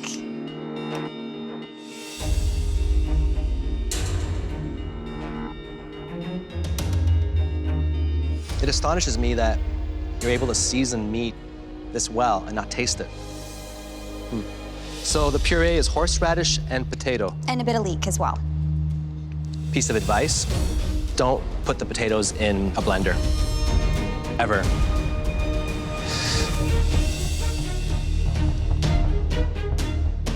Piece of advice, don't put the potatoes in a blender, ever. It becomes gummy and starchy. But overall, it's a very solid dish. My brain floated away and I put potatoes in a blender.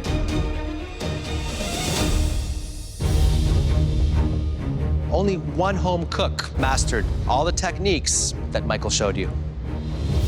And the dish we're talking about was made by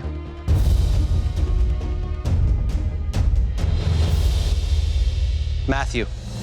God. Thank you, thank you, thank you, thank you. Congratulations, Matthew. You're about to gain a significant strategic advantage. Please follow us into the pantry. Oh, you did it again, eh? Matthew? Yes! I have to make sure whatever this advantage is, I'm gonna use it really, really smartly. Matthew, welcome to the MasterChef Canada Cocktail Lounge. Awesome. Tonight, Matthew, the pantry is doubling as a bar, and it's all in keeping with the enormous advantages that you're about to receive. Your first big advantage is that you don't have to cook. Oh my God. Top 4, holy crap. Now, some might say that calls for a drink. Definitely. And we're about to show you 4. A frothy pina colada. Irish coffee.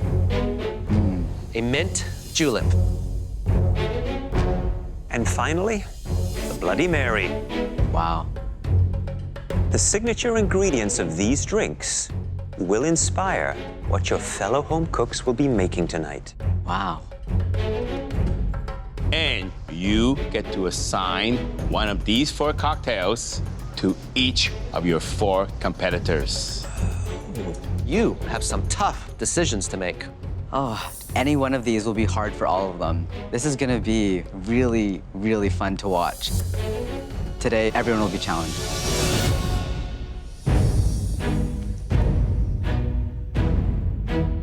The judges and Matthew walk in holding cocktails. Were they having a party in the pantry? I have no idea what's going on. Everyone, please join us up in the front. Matthew's really gonna make this tough. Don't be falling for that super cute smile of his. He is fierce.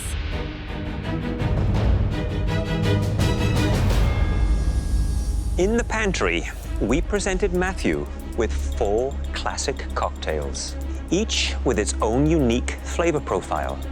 The pina colada. An Irish coffee. A mint julep and a Bloody Mary. Tonight, Matthew will not be cooking. His second advantage is he gets to assign one of these cocktails to each one of you. The cocktail that you're assigned will be your inspiration for not just 1, but 2 MasterChef quality dishes.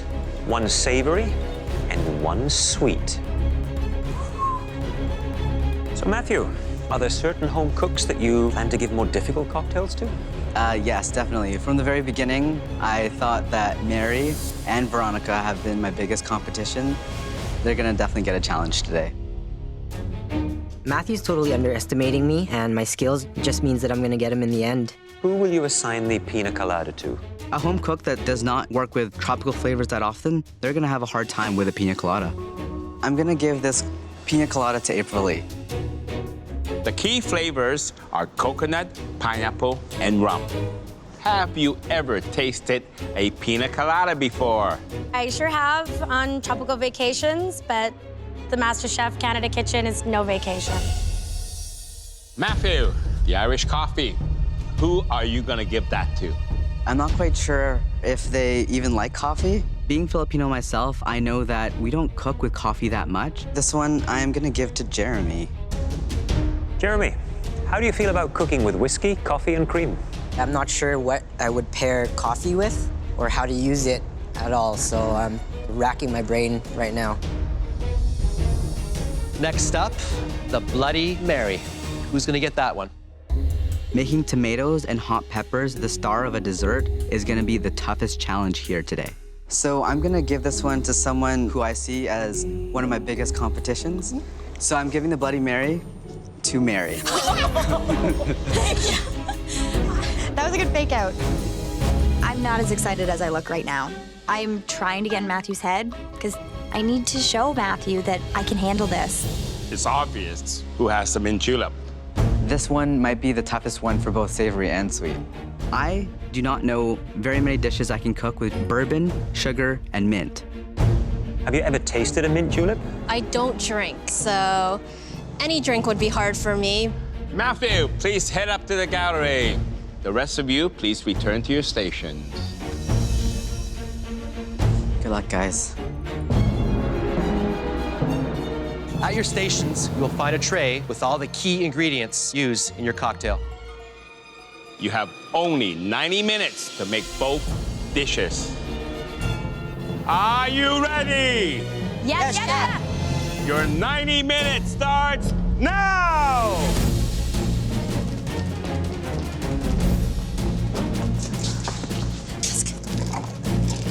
I open the fridge and the first thing that jumps out to me is steak. I know that people pair steak with coffee, so I'm gonna go for it. Shredded coconut. I'm grabbing at things and thinking coconut, coconut, pineapple, pineapple.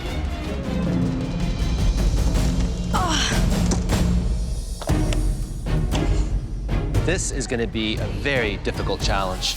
The trick is you have to do both a sweet and a savory. That makes it twice as difficult. We don't grow a lot of pineapples in rural Alberta. We're not really tropical. So that's why I really just have to think outside of the box. I need to be big, bold, and tropical. I'm making a trio of tacos with rum-marinated pork and a tropical salsa.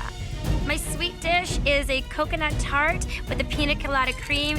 I'm not going home in this elimination challenge because I love it here. I love being here, and I'm not done learning at the MasterChef Canada kitchen. It's starting to taste like a pina colada. Whoa. I think I just got drunk from that. If you're looking for my weak spot, it's definitely cocktails. But I know how to work with mint and sugar. So for my savory dish, I am going to make a beef tataki marinated in bourbon with a zucchini and mint slaw. For my sweet dish, I am going to make a chawamushi. Chawamushi. Chawamushi is a Japanese egg custard that's normally a savory dish. Lid on. But I'm going to make it sweet by adding a bourbon sugar syrup on top. There we go. See, my 3 ingredients are tomatoes, chili peppers, and vodka. I'm gonna do a pasta puttanesca with some pancetta and some vodka in there just to bring out the yummy flavors in the tomato. I love taking a ton of ingredients and making them into one delicious plate. And that's what puttanesca is. Should be easy peasy, but making a Bloody Mary sweet is really tricky. Claudia, what would you do with Bloody Mary? You know, let's not forget that tomatoes are actually fruits, right? I would do a beautiful tomato tart. I would caramelize it. For me, I actually do a dish where I pickle the tomato in pachan vinegar, which is very, very sweet Chinese dark vinegar, and I eat it with ginger parfait. Beautiful dish. The home cook who hasn't had the worldly experience the chefs like you have had, I would think they would be scratching their heads saying, what can I make? It's the chili pepper that's freaking me out. How do you make a chili pepper taste like dessert? Oh, God.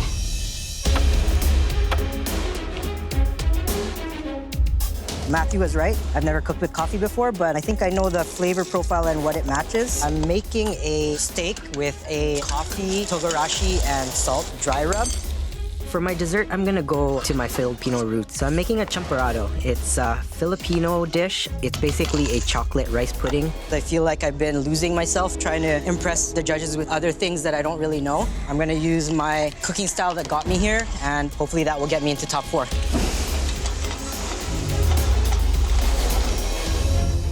Super crazy. There's so much going on in my head right now. I'm feeling panicked having to do 2 dishes. I'm cooking off my pork, I'm pressing my tortillas. I've got my pastry cream done. I just need to get it in the blast chiller for about 10 minutes so that it can set. Stop making a mess. This is gonna be the hardest dessert Mary is ever gonna have to make. For my sweet dish, I'm going to make a tomato and plum crumble with a spicy whipped cream.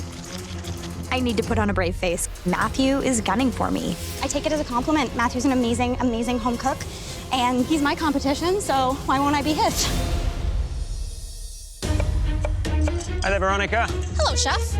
So these flavors are going to be big, bold, reflect you, as well as respect the flavors of that mint julep. I'm very confident in my beef tataki and my sweet chawamushi.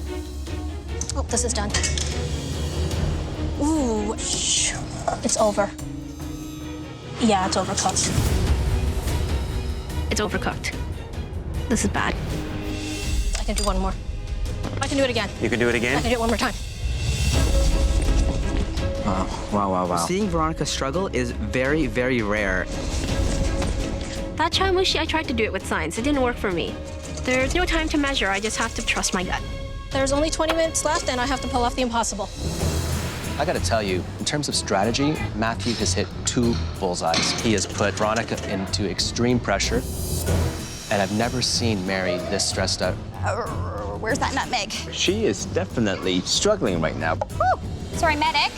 I seldom see her injure herself. The stakes are insanely high. I've never had this much pressure, but the voice in my head is just saying, make sure that these flavors are perfect. Hi there, Jeremy. Hi, Chef. How are your 2 dishes going? Going pretty good so far. I pretty much got my dessert done. If I were you, I would be thinking about how I could be very creative to present that, but in a really modern, I know, Chef. out-of-the-box I've thinking. been struggling with plating, so that's been what's been going through my head the whole time I've been cooking. As it stands right now, it just looks like brown starch. I know, Chef. I'm kind of nervous. Okay, pull the rabbit out of the hat. Good luck with it, Jeremy. Thank you.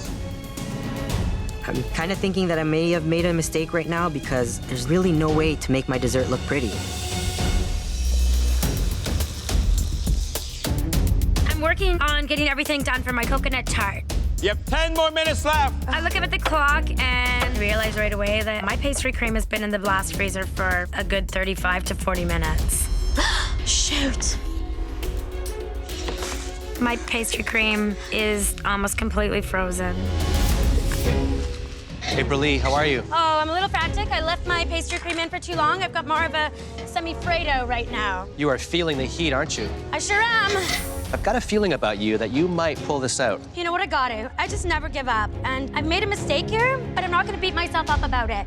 These are beautiful flavors. My texture might not be there yet, but I'm gonna do this. I got this. Well, that's what we all love about you. You always surprise us. Make sure you surprise yourself. Thank you, Chef. 2 minutes! It may be your last 2 minutes in the MasterChef Canada kitchen. Whew. Oh, Lord, no, not me. I just grabbed the same 2 plates. I'm gonna be part of the top 4 because I'm gonna try and show the judges that I can plate and make something delicious. I was really disappointed with the dish that I put out earlier, and I want to show them that I can do better than that. So I'm gonna redeem myself with this savory dish. I'm not going down today. I'm a fighter, so I'm gonna keep fighting until I win. I'm gonna show the judges some delicious flavors. I'm gonna make them want tomato plum tart every stinking day of their lives. I know my tart is good, but I'm definitely doubting my savory dish. That looks stupid. I know the flavor's there. I'm just trying to elevate it with the classic Bloody Mary garnishes. Oh my God, I love you so much. I can still pull off a dessert and make it look like a beach. I can make the coconut crumble look like sand. Top 4, top 4, changing my life. 10, 9, 8, 7, 6, 5, 4, 3, 2, 1. Hands up! Incredible. Nicely done, everyone. Incredible. That was amazing.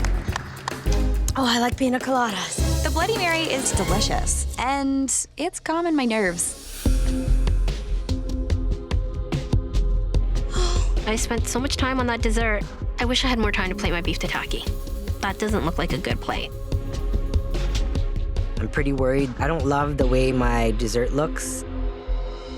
It's turning into a puddle on the plate, and it's not gonna look pretty at all. It's now time to taste your dishes. April Lee.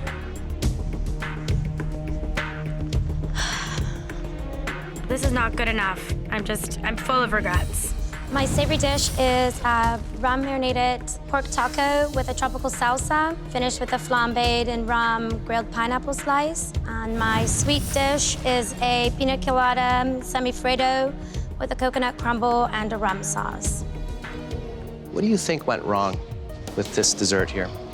I had to come up with another plan and think really quick and think like a chef. Just tough. Let's give this a taste.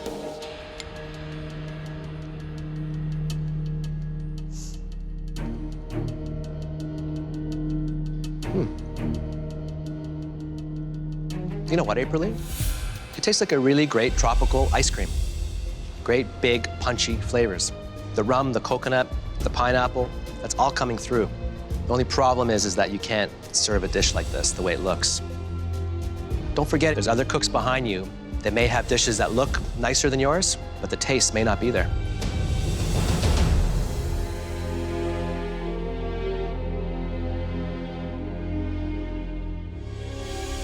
pretty decent salsa.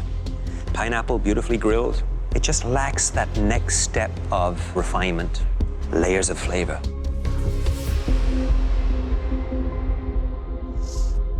Mary, please bring up your 2 dishes.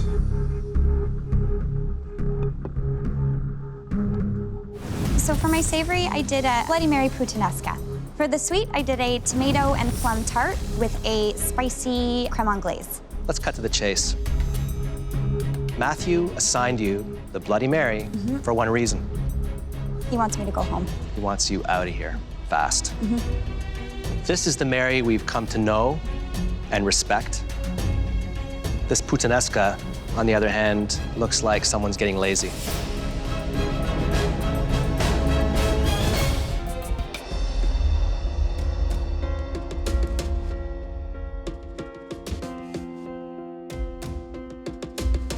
It's delicious. Thank you. Absolutely delicious. Those flavors just shine. The tomato, the spice. I taste a bit of that vodka. It ain't pretty, but the taste is there. Thank you.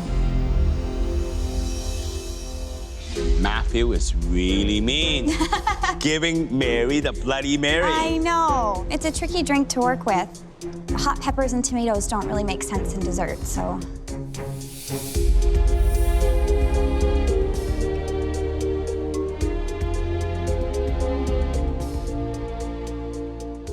Wow, wow, wow. The tomato, you got the taste that's right, and a bit of that spiciness. The plum, the sweetness to counteract that. The crumble, crispy, dark, sweet, perfect. And of course, a little heat on the custard. This has got to be one of the most innovative and delicious dessert I've tasted for quite a while. Thank you. Matthew expected me to fail, and I did not fail. Veronica, please bring up your dishes.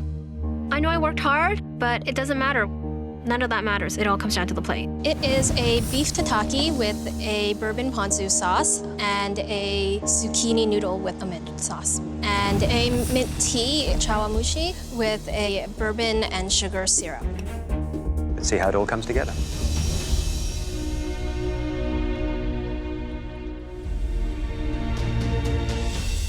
It is fresh. The ponzu is there. The bourbon is lacking, in my opinion. The mint has a subtlety to it, but the presentation sadly weighs it down. Japanese cuisine has a clean, zen-like approach to it. I can think of 10 ways I could have plated this one better. Shame you didn't pick one of those 10 ways today.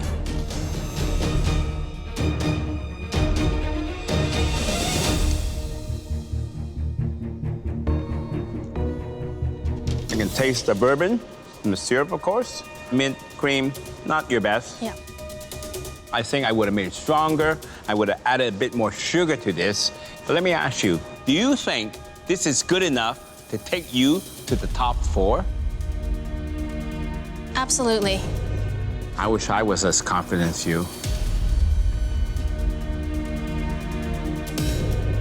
Maybe I need to rethink how I put a plate together and how all the flavors and textures work together.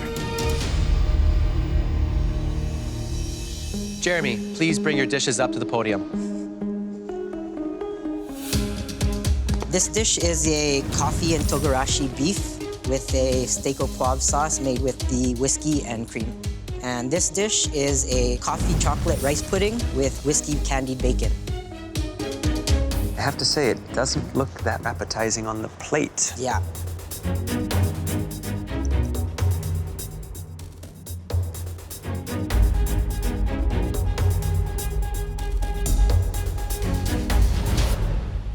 Surprisingly delicious. Thank you, chef. I'm getting that sweet brown sugar. The coffee is working nicely with the chocolate, and it works really, really well with this rice. Had you plated it a little bit more elevated, it would have added so much more to the pleasure of enjoyment. Okay. But a bullseye on the use of those 3 key ingredients. Nicely done. So let's try the beef with coffee sauce.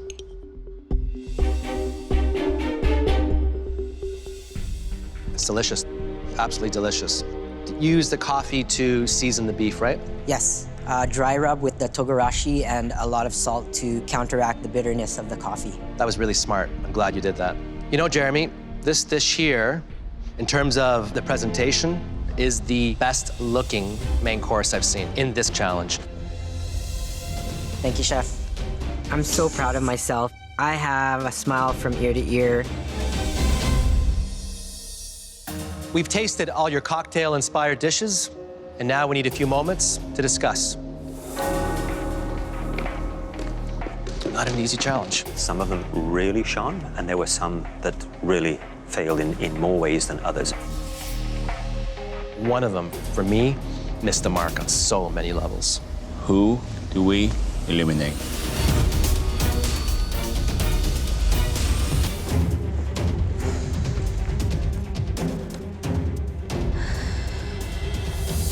Tonight, we asked you to make 2 MasterChef quality dishes inspired by the classic cocktail that Matthew assigned to you. He wanted everyone to struggle, but in some cases, he missed the mark. Jeremy and Mary, congratulations to both of you.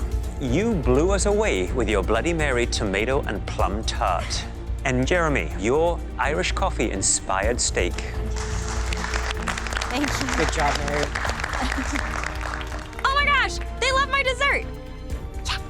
I feel like everybody that's still here cooking is gonna be like, maybe I misjudged him. Veronica and April Lee, please come to the front. It sucks. It's a pretty sinking feeling. I'm not ready to go home. I'm too close.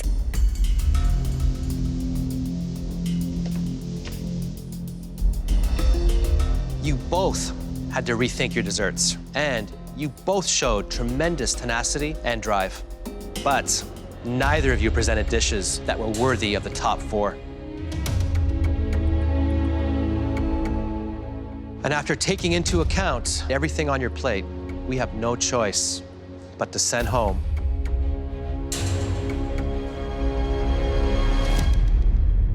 April Lee. I'm so sorry. You made your family really proud. Veronica, please head back to your station. April Lee, you surprised everyone throughout this competition with your incredible skill and drive. It's been an absolute delight to witness your growth.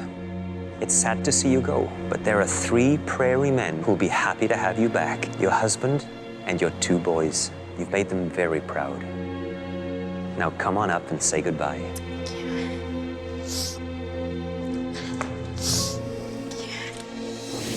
Your dish was a knockout. It's an absolute yes.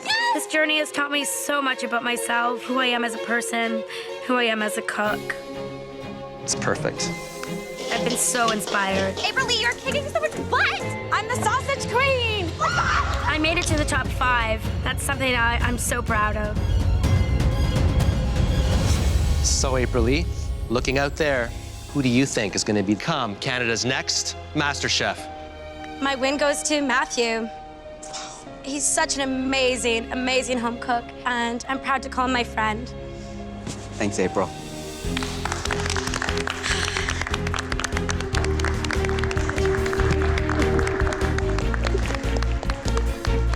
I'm gonna look back at this and know that this was something that changed my life. Love you, April Lee.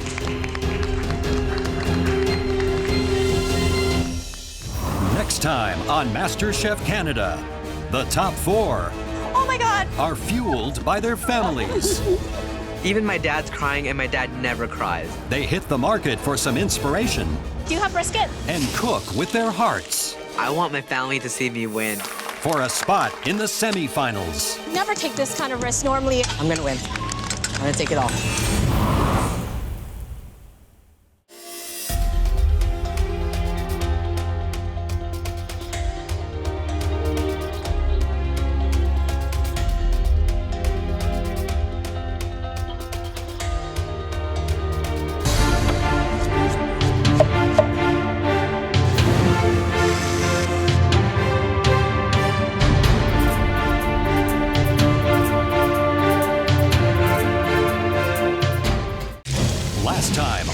MasterChef Canada, it was unhappy hour in the kitchen. This challenge is driving me to drink. As a cocktail-themed elimination challenge You can't serve a dish like this the way it looks. ended in a farewell toast to April Lee. Tonight, the top 4 home cooks hit the road. Do I have to drive? I am not a good driver. Finding inspiration at a world-class market Brisket, brisket. Do you have brisket? for a high-stakes challenge. Never take this kind of risk normally. I'm gonna win. I'm gonna take it all.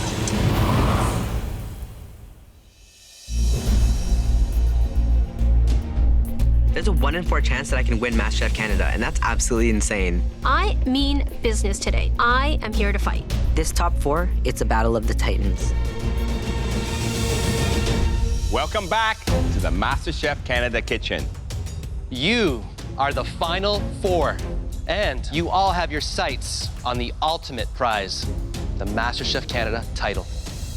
To walk away with a trophy and $100,000, you'll need to prove that you deserve it more than any other home cook here. And to do that, you need to be inspired. And that's what today's challenge is all about. Inspiration. And what better place to look for inspiration than the MasterChef Canada pantry? Today, it's stocked with something extra special. Are you ready to be inspired? Yes, Chef! Your time in the pantry starts now!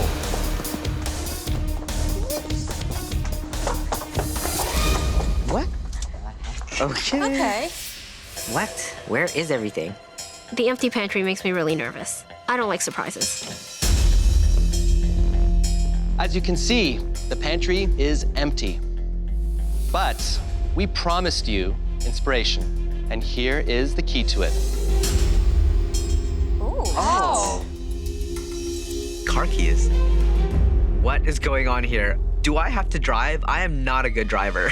Today, you're going to drive to Toronto's St. Lawrence Market. Oh my God! That's so fun! Widely recognized as the best farmers market in the world. Awesome. I love going to the St. Lawrence Market. Anyone who loves to cook, it's their paradise. Before you leave, we want to provide you with even more inspiration. And Alvin and Michael will show you what that is back in the MasterChef Canada kitchen. So many surprises. So many surprises. Oh my God. Mary, here to inspire you is your mother Myra, your boyfriend Aaron, and your Aunt Joni. Mary. Oh my gosh. Oh my God. I'm so happy to see my mom. I miss her. Hi, Mom. Oh my God. Matthew, all the way from Calgary, your mother Arlene, your father Michael, and from BC, your partner Stephen. My family's in the MasterChef Canada kitchen. Seeing my mom, I instantly cry because she's crying, and I know how proud of me she is. Even my dad's crying, and my dad never cries. Veronica, all the way from Hong Kong, your father Alan, your mother Lily, and from Vancouver, your sister Alethea. My mom has been an inspiration for me in the kitchen. I've had many challenges where I hear my mom's voice. But my dad's just a real inspiration to me in life. He's taught me about how to just be a person. Yes. Jeremy from Winnipeg, your sister Jennifer, and your nieces Gianna and Sophia. Without my sister's family taking me in after the fire, I would be homeless. So I can only repay my sister by being a good uncle and being a good brother to her. So, home cooks, is this inspiring? Yeah, Yes. Very inspiring. Myra, Yes. are you surprised that Mary's made it all the way to the top 4? I just think it speaks to her tenacity and her skill and her creativity and her passion for food and how it shows love. Alan, I heard that you had your ticket booked from Hong Kong because you were so sure that Veronica was going to be in the finale. That's right. Yeah, I have confidence in her. Lily, where did she get that drive from? From Daddy. Stephen, are you at all surprised to see Matthew in the top 4? No, I'm not surprised at all. I knew that he would be here, and I just can't wait to see him get to the finale. Gianna, Sophia, what is your favorite food that your uncle makes for you? Sushi. Sushi. Not only will your families help inspire the dishes that you're going to create today, they will also help you shop for them. Awesome. They will travel with you to the St. Lawrence Market, help you select the ingredients you need to make us a beautifully composed entree. Time to get into your cars and hit the road. The home cooks now head to the St. Lawrence Market where, with their family's help, they'll decide on a dish that showcases their culture and background. We're working with noodles, Daddy. What kind of meat do you think I should use? Beef. Beef. If you love food and you want to learn about food, you go to the St. Lawrence Market. This is so awesome. We haven't been shopping as a family for ages. Look at all this stuff. Look at all that. There are so many things to look at, so many different types of meats and vegetables. Brisket. Do you have brisket? I have not been shopping with my family since high school. My mom is very good at picking up produce. 芫茜，阿媽幫我攞芫茜。 So, Mom, I really love your adobo, and I think I'm gonna elevate it. I'm gonna make a quail adobo. My mom has actually never even tried my food. Don't forget the rice. Yes, we have to have rice. I want to show them my version of Filipino food. I think I'm gonna do a take on the family vacations when Nana lived down in South Carolina, like chicken and waffles almost. Oh, we always had them on the drive down. Right? We love breakfast for dinner in my house. Okay, guys, what do you think if I make your favorite, kare-kare? Yeah. Yeah? Kare-kare is an oxtail stewed in peanut butter with Chinese eggplant and bok choy. We need ginger, we need hot chilies. I need lemon. Kale. Lemon's back there, go! My boyfriend Aaron has lost a little bit of weight. He's literally been eating carrots since I've been gone. I think we got everything we need, guys. Yay! Thanks for your help! I love cooking for my nieces. I definitely needed this morale boost. I'm gonna use it to get to the end. Welcome back, families, and welcome back, home cooks. You will now have just 60 minutes to compose one beautifully presented plate.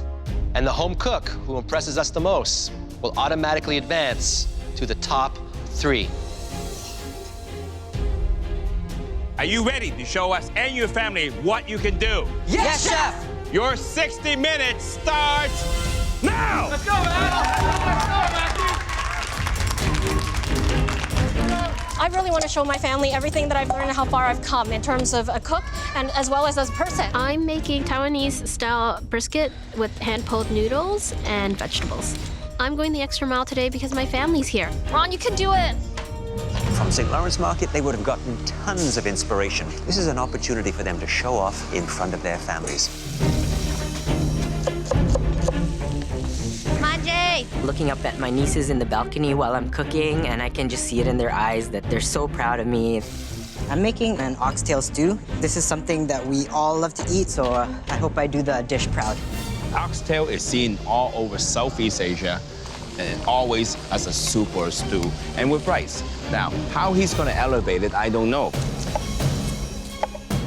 I'm making a quail adobo. It's gonna be one of the first times I cook Filipino food on the competition, so my parents are here, and I want to do them proud by cooking a dish that I grew up on. Adobo is usually a nice soupy dish. It has a lot of vinegar, garlic, onions. That top 3 spot, I'm gunning for that top 3 spot.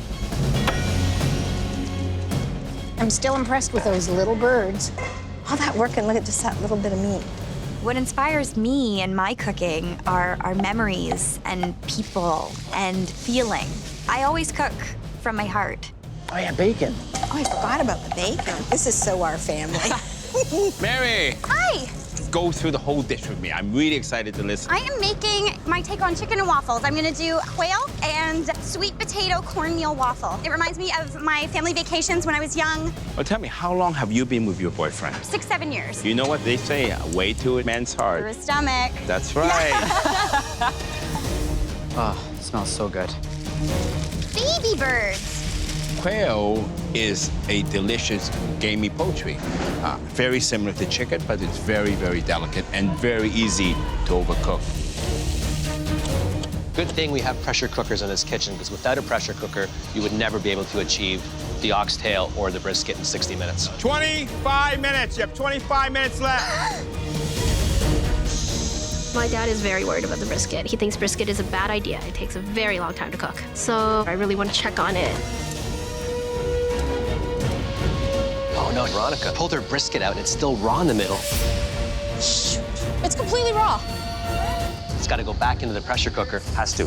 Put it back in and let it go and hope it works. Hi there, Matthew. Hi there, Chef. This is the first time you've made a Filipino-based dish for us in this competition. This is about showing you guys our progression, and this is something I grew up on. Arlene, how do you think it's looking from up there? It's looking great, actually, and I'm so happy. That's fantastic. It's smelling delicious from down here. I'm hungry. Well, good luck with that. Great, thank you, Matthew. Chef. It'll be beautiful, Chef.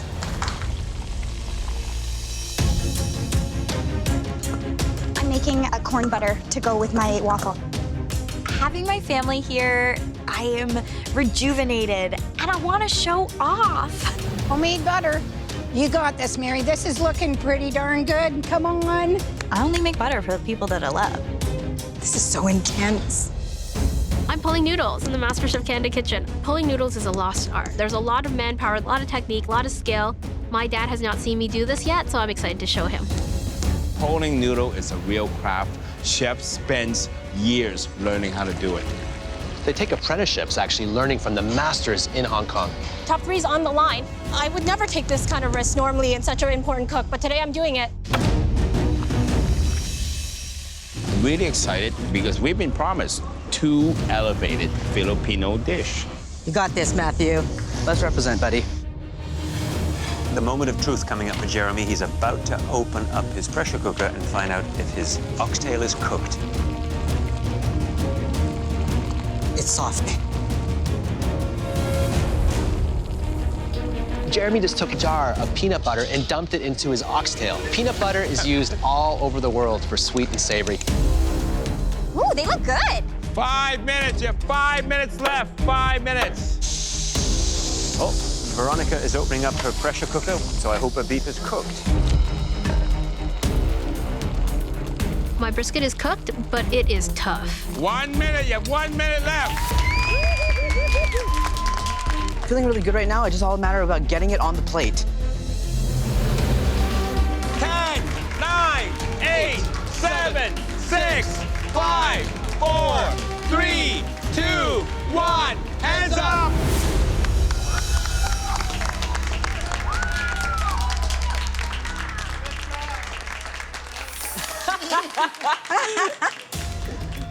My mom's cooked this for me since I was a kid, so just knowing that she's watching me really hits in the heart. We can't wait to taste the dishes that your families have inspired. Matthew, you're up. This is the first time that I'm showing my culture in this kitchen, and I'm very proud. This is my version of my mom's chicken adobo. I turned it into a quail adobo. Instead of making a soup, I made a jus, and I infused that with the flavors that would go in a natural adobo. How does that make you feel to have made it this far and have your family here to witness how great you are? It means so much for me just to see their faces up there looking down at me in this kitchen that I fought so hard to be in. The eggs, I noticed, are perfectly cooked. Spot on. This is puffed wild rice? Yes, it's not a Filipino meal without the rice. I chose to puff it to add some texture. Look at that, perfectly pink. That's difficult to do because it's such a small bird.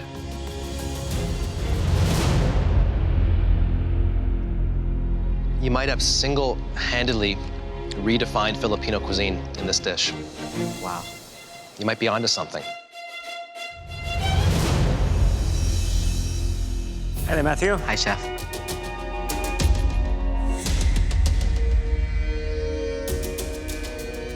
Beautiful, moist quail breast there. Nicely seasoned. Complex. Lots of great little flavors going on. A touch of heat. Just super savory and wonderful to look at. After tasting this dish tonight, I really get a sense that you're thinking like a chef and cooking like a chef. Thank you, Chef. Wow. This has been the best critique I've ever had so far in the competition. I want my family to see me win. Mary, can you please bring up your dish? Walking past my family with my dish, I feel more pressure than in any other cook so far. I made cornmeal sweet potato waffles with seared quail breast, and underneath is just a bed of creamed spinach. It's reminiscent of chicken and waffle, but a little fancier.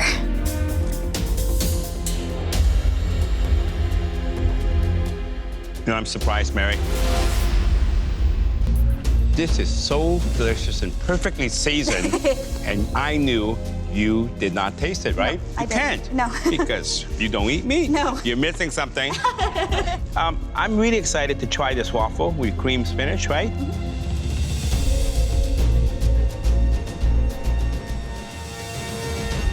Wow! All the flavors, texture comes together. Beautiful. Thank you. Perfect, delicious family meal, except the butter. You know why? Why? Because it's so delicious and there's so little of it. You're a lucky bunch up there. It would feel so amazing to win this challenge, because my family's here to share it with me. Veronica, please bring up your dish. I know my brisket's tough. My dad's here, he wouldn't want me to lie to the judges, so I'm just gonna be honest and tell them straight up. This is a braised brisket with hand-pulled noodles, pickled cucumber, and a selection of vegetables. How are you feeling? Very happy with my noodles, but I don't know if the meat's cooked through. Brisket. It is an inexpensive cut that is so delicious when cooked in a very moist method.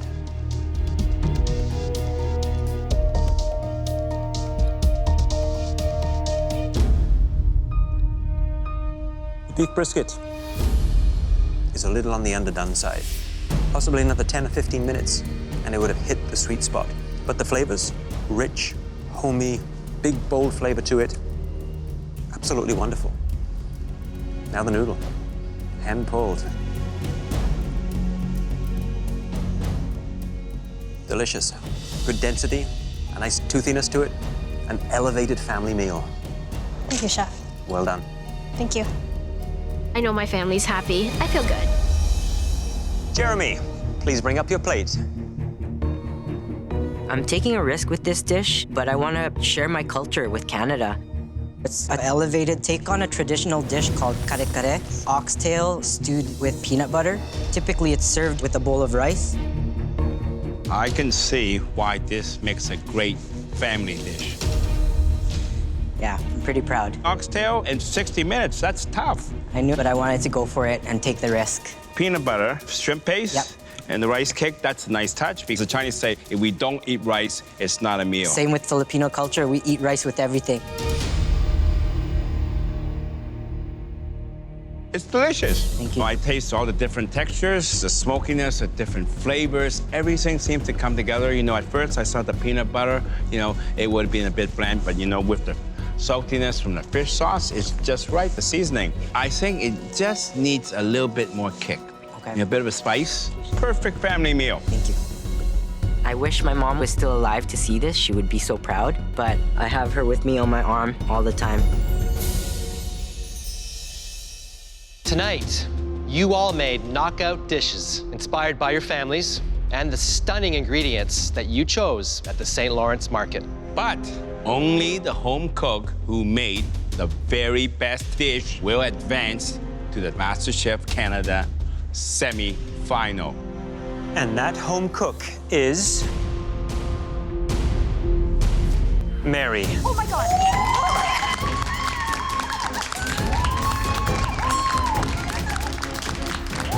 Congratulations, Mary. You have just advanced into the top 3 of MasterChef Canada. And you will now be in the semi-finals. But before you head up to the gallery, families, please come down and say goodbye to your loved ones. This is my first solo win that lets me go into the gallery. This is the perfect time for it to happen, because I'm in top 3 now.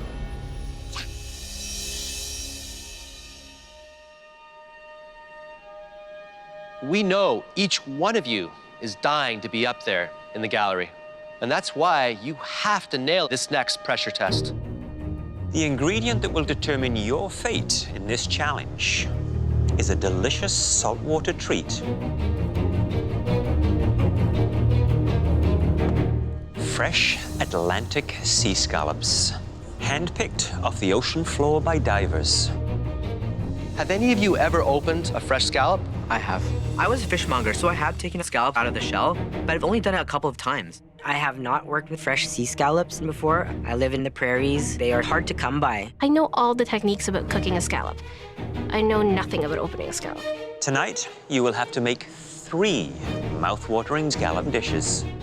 Oh boy. We want you to replicate them perfectly. The first dish is a stunning scallop crudo. Crudo is Italian for raw. This sophisticated dish features thinly sliced raw scallops in a citrus dressing. The second dish, beautiful pan-seared scallops with the pea and mint puree and passion fruit coulis. Mastering this dish requires perfect temperature control. Too much heat will destroy the scallop's silky texture. The third and final dish is an elegant French classic, coquille Saint-Jacques. This dish relies upon several irresistible layers. First, a bed of mushrooms, then the scallops, delicately poached with white wine and herbs, then finished with a mashed potato rim. On these 3 plates, we probably have anywhere between 12 to 15 techniques. That's a lot of technique even for me. Please head back to your stations. You have everything you need to perfectly replicate these 3 beautiful dishes, including 7 fresh Atlantic sea scallops. You'll need every single one of them, so make sure you remove them from the shell perfectly. You'll have only 60 minutes to make all 3 dishes. Making 3 scallop plates in an hour is insane. I am so happy I am up here. The 2 home cooks who do best in this pressure test will join Mary in the MasterChef Canada semi-finals. I really want to be in the top 3. I see Mary there. I have no problem battling her in the end, and I just need to get up there with her to do it. The remaining home cook will leave the MasterChef kitchen tonight. Are you ready? Yes, Chef!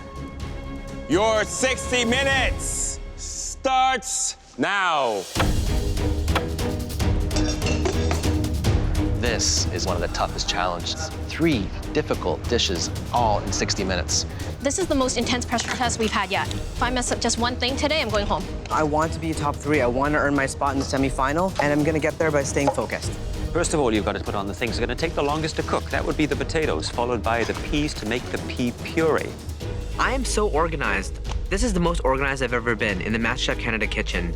This pressure test is all about time management, and Matthew can dawdle sometimes. Next, you want to look at opening the sea scallops. You want to do that with absolute precision. Look at Jeremy. He is opening up those scallops like he was a natural at it. Look at this, the speed and the precision. I have pretty good knife skills because I'm used to cutting sushi, so hopefully I'll be okay. Hey, Chef. Jeremy, you flew through the scallops. They're perfect. Thank you, Chef. But maybe you neglected the other ingredients that take a lot more time to cook than scallops. I know the potatoes will be good because I cut them really small. My peas are going, so I think I'm still okay on time. And I hope it pays off for you. Thank you, Chef. Stay tight. I just noticed Veronica struggling with her first sea scallop. They only have 7 scallops, and they have to use every single one. So one mistake could be the end of their dreams. The key to opening a scallop is patience, and I'm not very patient. Find the hinge and push. Got it. I accidentally sliced through that first scallop. There's a good 1/4 inch attached to the shell. Fail. This is gonna be a problem. Veronica, how you doing? What happened here? I lost a bit that was stuck to the shell on the first one, but I'm gonna make sure that I stay really close to that wall from this point on. Practice with this. Look, watch. Clean strokes. That's the technique. Understood, Chef. Okay? That's all I can do. Thank you. Come on. Clean stroke. Oh, so much better. Back on track. Those scallops took me a little bit longer than I would want, but I'm feeling much better. Everything seems to be coming together now, and I think I got this. 30 minutes. You have 30 minutes left. A true competitor is gonna go home today. I have to bring my A game or else I will be going home. Hi there, Matthew. So you're the last one to open and clean your sea scallops. Is that a part of your strategy? Yes, chef. I want to make sure that they're as fresh as I can to serve for you guys. Scallops are probably one of my favorite things to cook. I have to do them justice today. Which of these 3 dishes will you find the most challenging? Probably the St. Jacques. I've never cooked it before. There's so much different flavor and technique in just that one dish. So I think I'm gonna have the most trouble with that one. Carry on, Matthew. Look forward to seeing the dishes. Thank you, chef. At this point in time, the home cook should really start slicing the scallops with the coquille Saint-Jacques. Time is running out, and I need to get the coquille Saint-Jacques in the oven. Then what I think they should be doing is taking a small pot, adding some beautiful fresh herbs to it with a white wine, and poaching those sea scallops to perfection, sautéing the mushrooms, making a light, fluffy potato puree, producing a beautiful gratinade finish so it's golden brown on top and totally delicious. Next, there is the crudo, where it's all about adding delicate flavors without cooking the sea scallop. You have to use a super sharp knife and make sure every one of those slices count perfectly. Jeremy's doing a beautiful job slicing through those scallops for his crudo. And he looks so comfortable doing it, too. I'm feeling the pressure, but it's got me laser focused, and I'm going through these scallops like nobody's business. Veronica, on the other hand, looks like she's sawing through them. I don't want to see jagged edges. Right. The knife less drag. I try to just cut straight down, and I have smushed my scallop. Okay, I'm just gonna leave it. Next, you want to make the pea puree.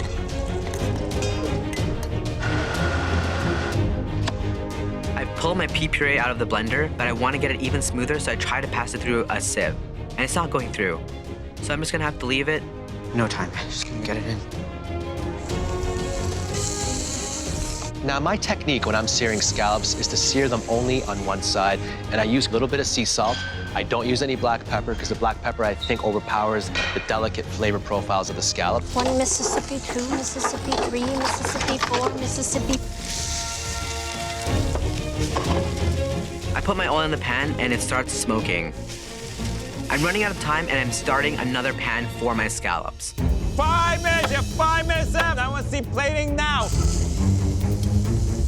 On that plate, I want to see a perfect replication.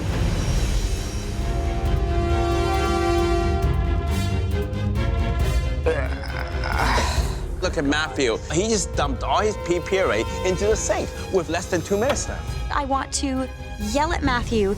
He needs to pick up the pace. Shoot. Jeremy's bringing his up to the front already. 30 seconds. You have 30 seconds left. Come on. Get it on plate, Matthew. Come on, let's go. Matthew, you gotta bring it up. Bring it up, Matthew. Come on, Matthew. Bring it up. Matthew hasn't brought anything up yet. 10, 9, 8, 7, 6, 5, 4, 3, 2, 1. Hands up. Wow. I know that I did really well in this pressure test, and I'm thinking that I'm not gonna be the one going home. That was for me the most difficult cook yet, but I tasted all my food and I know it tastes good. I look at my crudo, and I can't believe I forgot my black salt. Beautiful. Thank you, chef. Are you surprised with yourself? I am. I'm from the prairies, so it's my first time ever working with live scallops. Puree is stunning.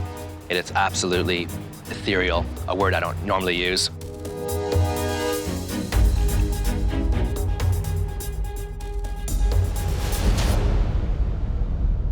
I wish this wasn't just a tasting and I could actually eat the whole plate because it's delicious. Thank you. You just nailed that. Yes. Hi, Jeremy. Chef Alvin. Well, I can tell you, this is beautifully sliced, nice and thin. You can see the shadow of the knife through that. Every single scallop is beautifully cut. You can see they're perfectly round. Good work there. Crudo. Everybody thinks this is simple, but it's like a tightrope. Nothing should overpower each other.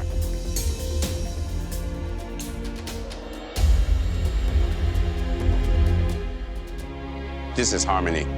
Everything is working together. Yes. But we got two very strong challengers.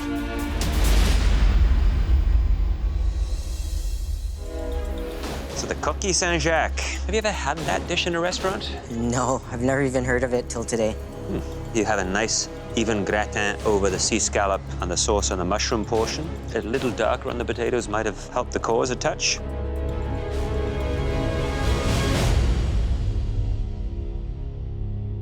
The flavors are wonderful. Thank you, Chef. It is delicate.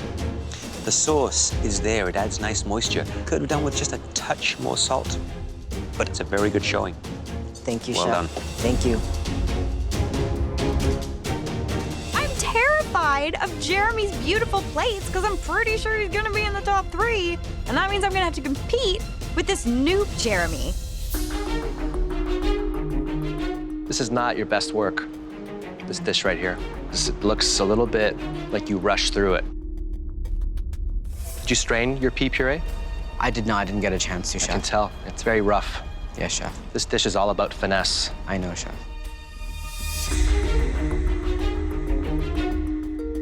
It's under-seasoned. Yes, Chef. When you go to a restaurant and you have scallops, what will make you send the scallops back? An overcooked scallop, Chef. Do you think these scallops are overcooked? I'm not sure. Steaks can't get much higher than this right now.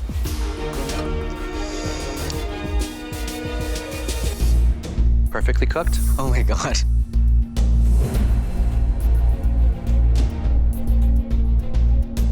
Texture, smooth and delicious. Fantastic.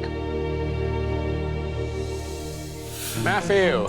Hi, Chef. I'm here to taste the crudo. So tell me, is everything there? No, Chef. I forgot the black lava salt. Time just got the better of me, and I forgot to put it on the plate. I would say these are nicely cut. This piece in particular, maybe a little bit uneven, too thick on this side.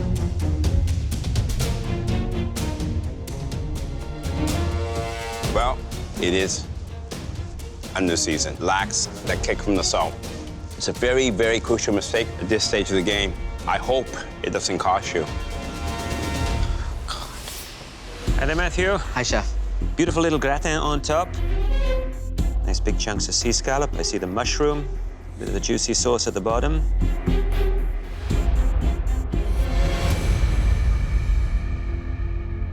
Very nice. Beautiful, sweet, light on the sauce, seasoned just right.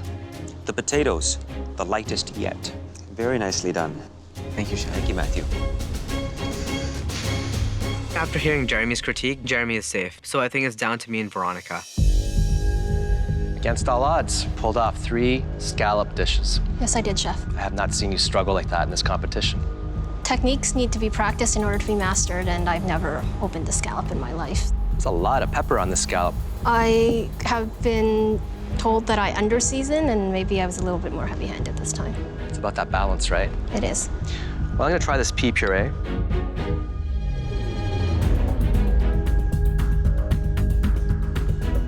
It's delicious.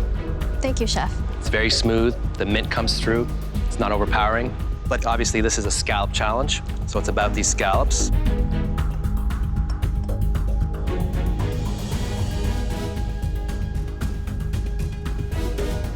A lot of pepper, but where's the salt?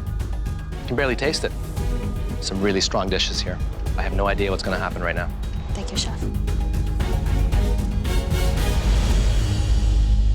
Veronica, are you happy with this? My slice is not perfect, but I'm not unhappy with it. You have torn your scallop, you can see. Bits there.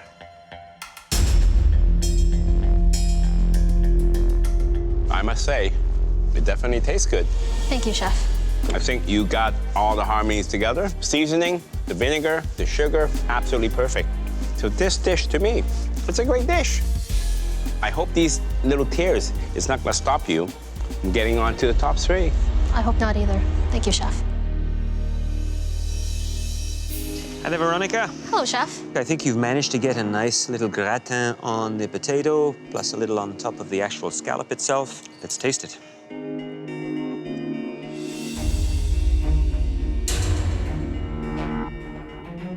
Taste of the sauce in the coquille Saint-Jacques, beautiful. Really nicely seasoned, cooked wonderfully well, and a generous amount of sauce in there. Where I feel this dish suffers is the volume of potato to the actual sea scallop itself. That balance issue has set it off kilter for me. Understood, Chef. For someone who's had to clean their own sea scallops for the first time, put out 3 replication dishes, it's amazing. Thank you, Chef. But not without a few flaws. Matthew had a pretty rough critique, so my fingers are crossed. I'm hoping I make it through. We've tasted all your scallop dishes, and now we need to take a few moments to discuss. They're not making it easy for us. This is going to be very difficult. I might not have mastered the scallop technique, but my flavors were there. I deserve to be in top 3. It was down to those fine details, and it was about showcasing those beautiful sea scallops. I'm not sweating, I'm confident. I know that I did really well in this pressure test, and I'm not going home right now. But there was one who just missed the mark. Just slightly, though. I'm really nervous. I don't want to go home yet. I have so much more left to give, and I really want to get there. All right, let's go tell them.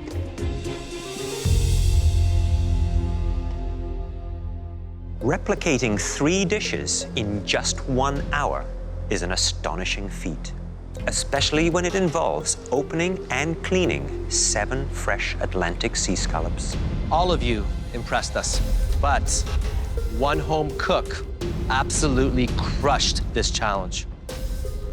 And that home cook was Jeremy. Yes! Good work, Jeremy. Good work. Congratulations. Congratulations, Jeremy. Thank you. Tonight, we saw what you're really capable of. And now, you're in the top 3, and we hope you keep it up. Please remove your apron and head up to the gallery. I won the pressure test. I feel great. Nothing can stop me now but myself, and I'm just gonna keep getting better. Matthew, you forgot one of the most important tools in a chef's arsenal, salt. And as a result, your flavors fell a little flat. Veronica, you struggled from the get-go with your cleaning and your knife work. And sadly, it undermined what made it to the plate. We know you're both extremely talented home cooks. You've proven it again and again. And that's why this is such an incredibly difficult decision. But after taking every dish and every component into consideration, we felt that one of you treated the key ingredient with more finesse and more respect. And that home cook was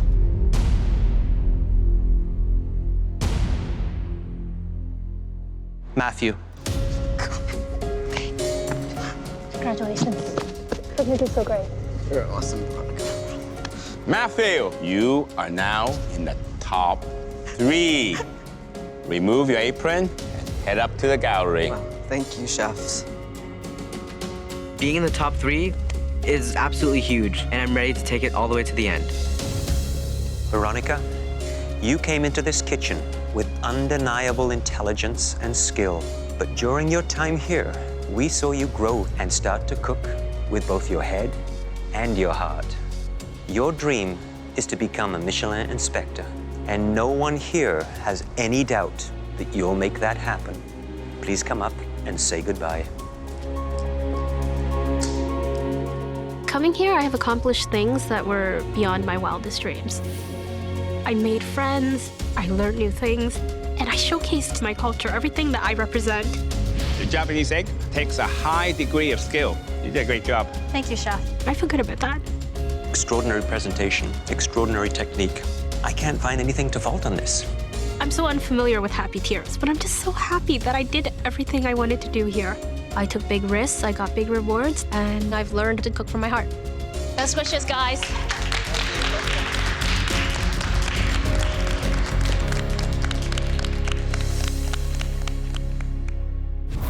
Next time, the final 3 face a tough crowd. These 13 extraordinary chefs hail from all across the country. This is super intimidating. In a decisive semifinal. I'm the strongest plater here, and this is gonna get me into the finale. That only the best will survive. This is the one to win because I want to be top 2. I just can't fry them all at the same time. I really just want to sit down and give up. I am literally falling apart.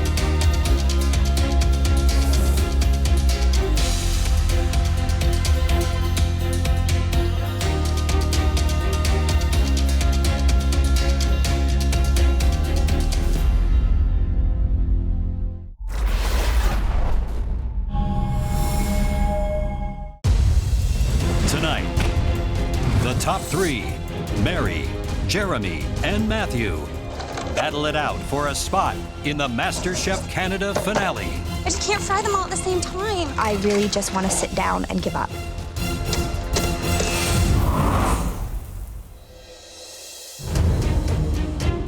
What is going on here? It's top 3, and I need to act like it is top 3. There is no room for error. I feel that I've found myself here. I've found my real passion, and being top 3 proves it to me. Winning this competition will give me the freedom to pursue my food dream of owning modern restaurants. I know that my passion is cooking. I love it. Mary, Matthew, and Jeremy, congratulations. Week after week, you have weathered some of the toughest challenges in MasterChef Canada history.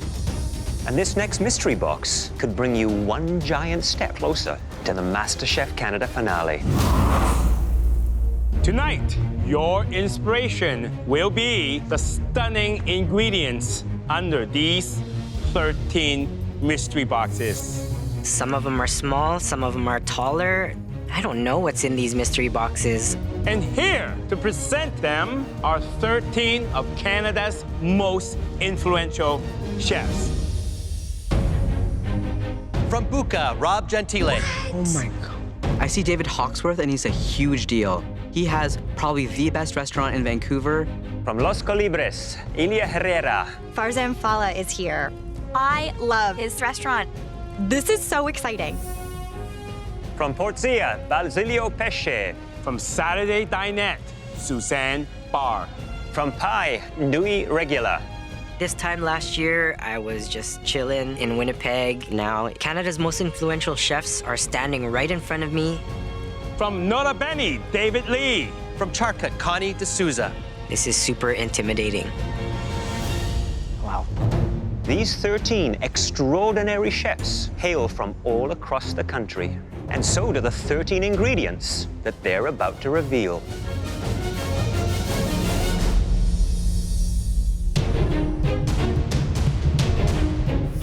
I'm confused. These ingredients look quite familiar. If you're thinking these ingredients look familiar, you're right. You cooked with them in your very first Mystery Box Challenge, celebrating Canada's 10 provinces and 3 territories. Since then, you have experienced an amazing culinary journey, and we want your dishes tonight to reflect how far you have come. Tonight, you will create 16 stunning entrees that will be served to us and our 13 distinguished guests. Wow. You will have just 90 minutes to plan, prep, and present your 16 plates. During service, our guest chefs will give us their feedback and help us decide the winning dish. The home cook who prepares the best dish will not just win this Mystery Box Challenge, they will advance directly into the MasterChef Canada finale. A spot in the finale is at stake, so I'm gonna fight for it. Game on. I have been up at the front with mystery box dishes before, but I've never won. The 2 remaining home cooks will go head-to-head in the most grueling pressure test yet. I don't want to cook in the pressure test. I have to up my game and hit it out of the park. Are you ready to show us everything you've got? Yes, Chef! Your 90 minutes starts now! Blueberries. Lots of maple. They have to do 16 individual plates, and every single one has to look exactly the same. Knowing that you have to cook for 13 talented chefs who you admire and respect, maybe even at their restaurants, that is an incredibly tough feat. Hey, don't forget the 3 MasterChef Canada judges. And we're pretty good too, you know. I'm pretty terrified and intimidated. Ouch. These are ingredients that they worked with in the beginning of this competition. So now we get to see the journey, how far they've evolved, where they started, and where they are now. I want to celebrate Canada with this dish. I'm making a butter-poached Arctic char with crispy charred skin, a carrot puree, pickled veg, and steamed clams.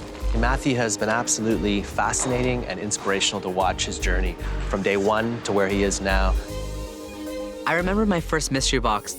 These ingredients may have been daunting, but now that I see them again, I can cook with all of them. I'm gonna make sure it's gonna be plated beautifully, and it's gonna taste really good too. This is redemption. I wanna win this mystery box. It's good, everything's good.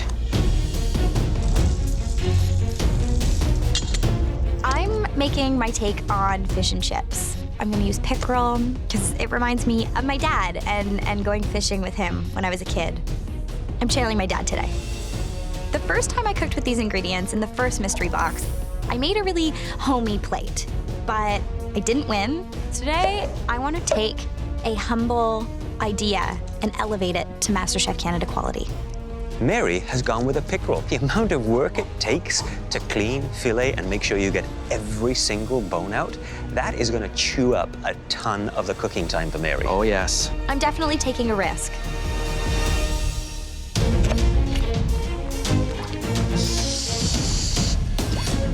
I hope my dish impresses them.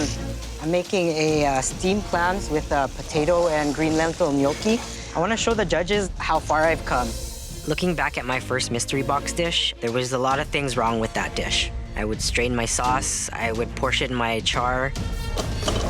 Throughout this competition, he is growing from simple to refined. This is the one to win because I want to be top 2.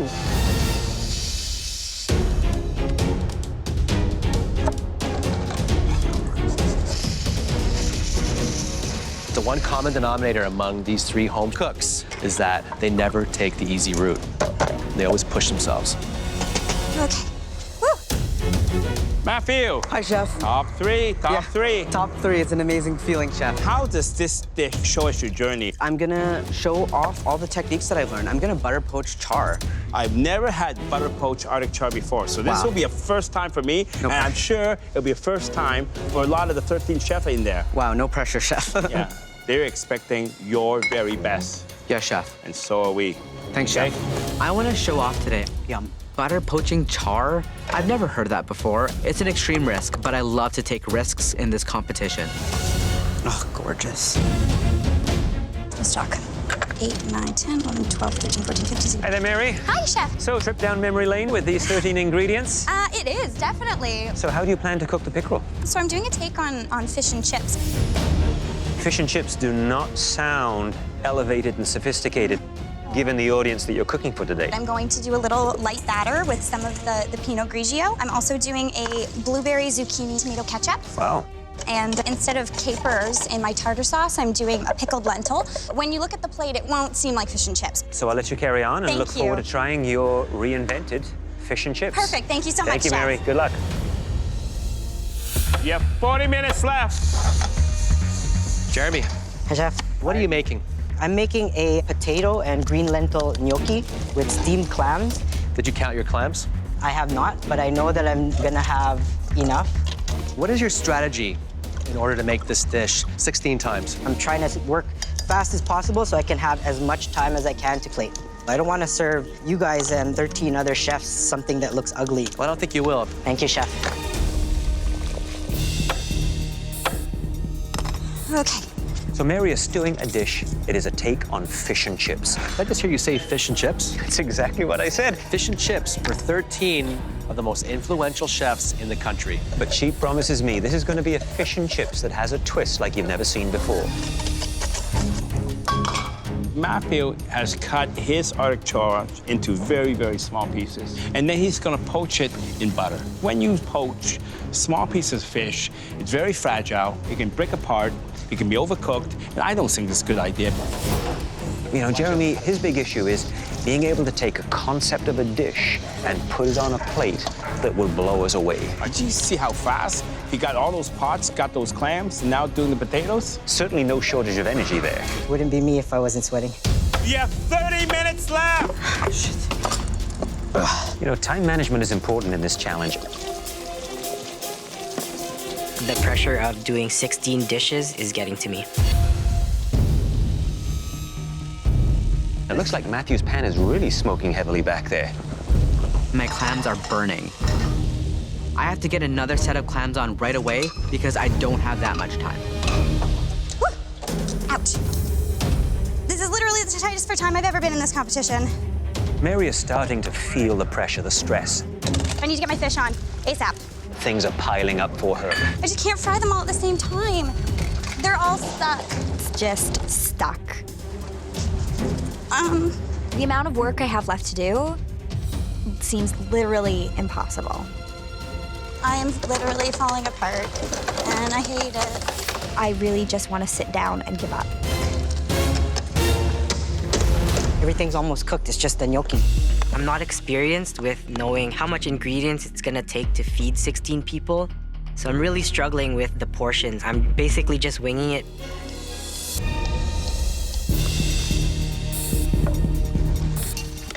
One of my biggest flaws is wanting everything to go perfectly. I just need to keep telling myself nothing's gonna go perfectly.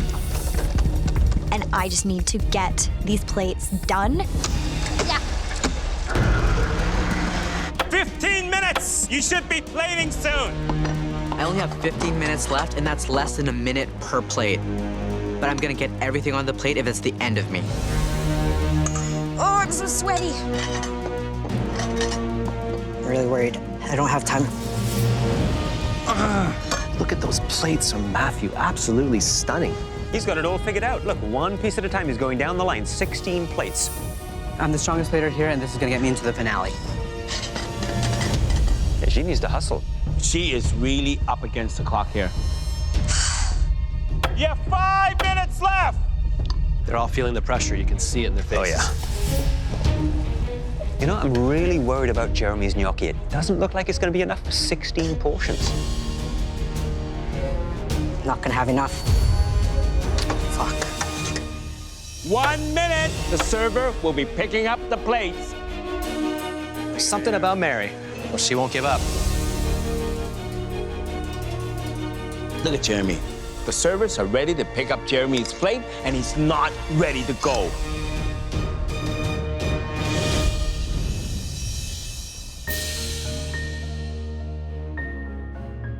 We're all fighting for those 2 spots, and I worked as hard as I could, and I tried my best to get everything on the plates. I was ready to give up, but I'm really happy with the fact that I got done. I want this. I really want this. I can't believe I just did that. It was so hard, but this is what I love to do, and I can't believe I got to serve all those amazing chefs. I want to be them someday, so it's a really big honor for me. Chefs, thank you for being here to help judge the talent of our top 3 home cooks. First up is Matthew. Matthew, please describe your dish. I made a butter poached Arctic char with pickled veg, carrot puree, and crispy char skin. Thank you. Thank you. And bon appetit, everyone. I tell you, beautiful presentation, nice use of space. This is one of his best presented dishes. Let me correct you. This is the best one he's presented. This looks beautiful. Beautiful little ribbons of zucchini. Nice to see he has a crispy char skin there, which will add a nice crunch to it. Yes. Elia, what are your thoughts on Matthew's dish, please? I love the presentation. It's very clean and it has lots of harmony. The pickles, I really fell in love with the pickles. Chef John Horn, tell us your opinion of this creation. I think Matthew did a very great job on this dish. I know Arctic char is a very hard fish to cook. It can go one way or the other very quickly on you. I thought the clams were beautifully cooked. The balance on the plate with the acidity was very, very nice. Marc-Olivier, could you share your thoughts with us on Matthew's dish? The sweetness of the fish is really good. I did think it was missing a bit of seasoning, and the fish was a little dry, but overall it's a pretty good dish. Matthew was inspired by having all of you great chefs in this room. He did a really wonderful job. Big, bright flavors. The presentation was very, very close to what you would see in a high-end restaurant. Next up is Mary. Mary, please describe your dish. I did my take on fish and chips. Underneath, I did a tartar sauce, and I did a tomato blueberry ketchup for you. Thank you very much, Mary. Thanks so much. Enjoy. You're excited for this one. Beautiful looking plates. The aroma coming off this is absolutely spectacular. I've got to be honest, I was worried about the idea she's doing fish and chips, but she's elevated it. Yeah. Really unique dish. Connie D'Souza, how did you feel about Mary's dish? I loved Mary's dish. I loved her creativity with the pickled lentils and the tartar sauce. And honestly, I thought I would hate the blueberry ketchup, but it was so savory and really smoky and delicious. Really well done. I'd hire her for sure.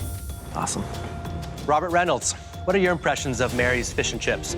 I love the presentation. Being from England myself, I grew up on fish and chips. The fish is perfectly cooked in the middle. My only thing is that the balance a little too thick for the amount of fish that's there. The fish was perfectly done, and the tartar sauce with the lentil, that was fantastic. Next up is Jeremy. Hey, guys. Jeremy, please describe your dish. I made steamed clam and green lentil and potato gnocchi and garnished with Brussels sprouts and carrots. I apologize, some of you, there is no gnocchi on the plate. I feel like crap. It's embarrassing to be top 3 and serve incomplete plates. I want to punch a wall. It's not a good start when you have to explain to the table this missing element. Michael is the only one who has a complete plate. I don't have a gnocchi. Well, I'll share with you then, okay? I'll put this right here. We can share. I got 5 clams. I'll trade you a clam for a gnocchi, okay? Done.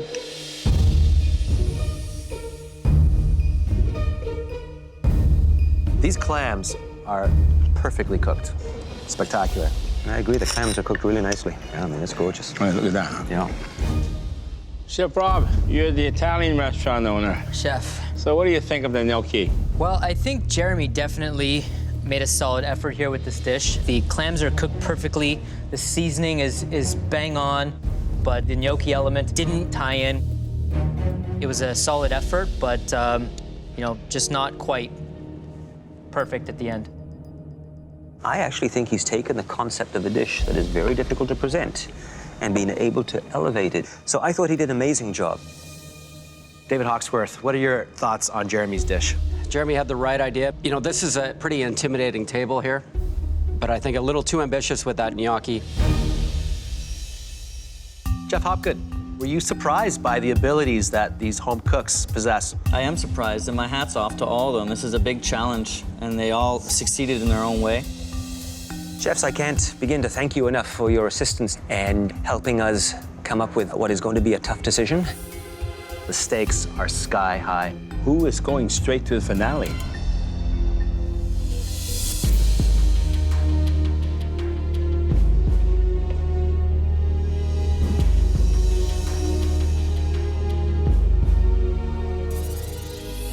I know I speak for you 3 home cooks when I say that it was an honor to have these 13 extraordinary Canadian chefs in the MasterChef kitchen tonight. The 3 of you have shown some exceptional talent, and most importantly, presented some beautiful, tasty food. On behalf of all of us here today, congratulations on an excellent job. Thank you. Chefs, thank you very much for inspiring our home cooks and helping us make a very difficult decision.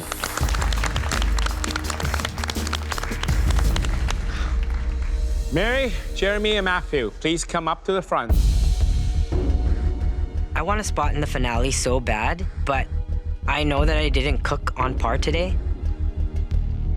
The 16 dishes that you created tonight demonstrated your incredible growth during this competition. But as you know, only one home cook can win this Mystery Box Challenge and advance directly to the MasterChef Canada finale. I really want it to be me. I want to see my name on a chef's jacket. Choosing that home cook was a very tough decision. But after weighing every element on your plates, one dish stood out. I am so close. I'm really hoping that my dish edged them out. And that dish was made by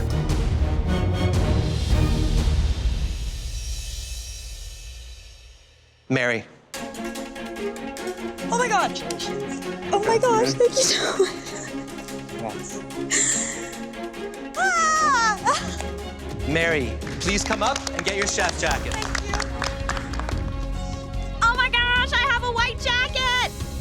think I'm dreaming, but I don't want to wake up because it's the best thing ever. Congratulations. Thank you so much. Amazing job. Thank you. Well done. Thank you so much. Mary, congratulations, an amazing job. Thank you so much, Chef. Please head on up to the gallery. Thank you so much. Thank you. Thank you. Good job, Mary. After everything that has happened, all of the blood and sweat and burns and tears, putting on that jacket just felt right. Good luck, guys. Thanks, Mary. Thank you. Matthew and Jeremy, you will now go head-to-head in the most high-stakes pressure test you'll have ever faced. It will determine whether you join Mary in the finale or leave the MasterChef Canada kitchen tonight. Please put on these black aprons. The finale means everything to me, so I do not want to falter in the last hurdle. It's crazy to say, but I actually love the pressure tests because every time I put on that black apron, I win. The 3 dishes we're about to show you have 3 things in common. Each one is extremely difficult. Each one is citrus infused. And each one could potentially pave or block your path to the MasterChef Canada finale. The first is a beautiful white chocolate ganache with cake croutons. Each element, the ganache, the ice cream, and the caramelized white chocolate, involves a difficult, complex technique. Next up, a refreshing lime choux with a crunchy coconut sablé. It's filled with lime mousse, lime meringue, and a sweet avocado puree. The third and final dish, a matcha green tea tart filled with a yuzu and lemon curd, topped with meringue, sesame snaps, finger limes, and gold leaf. Each one of these desserts is extremely difficult to master. And we want you to replicate all 3 of them in just 90 minutes.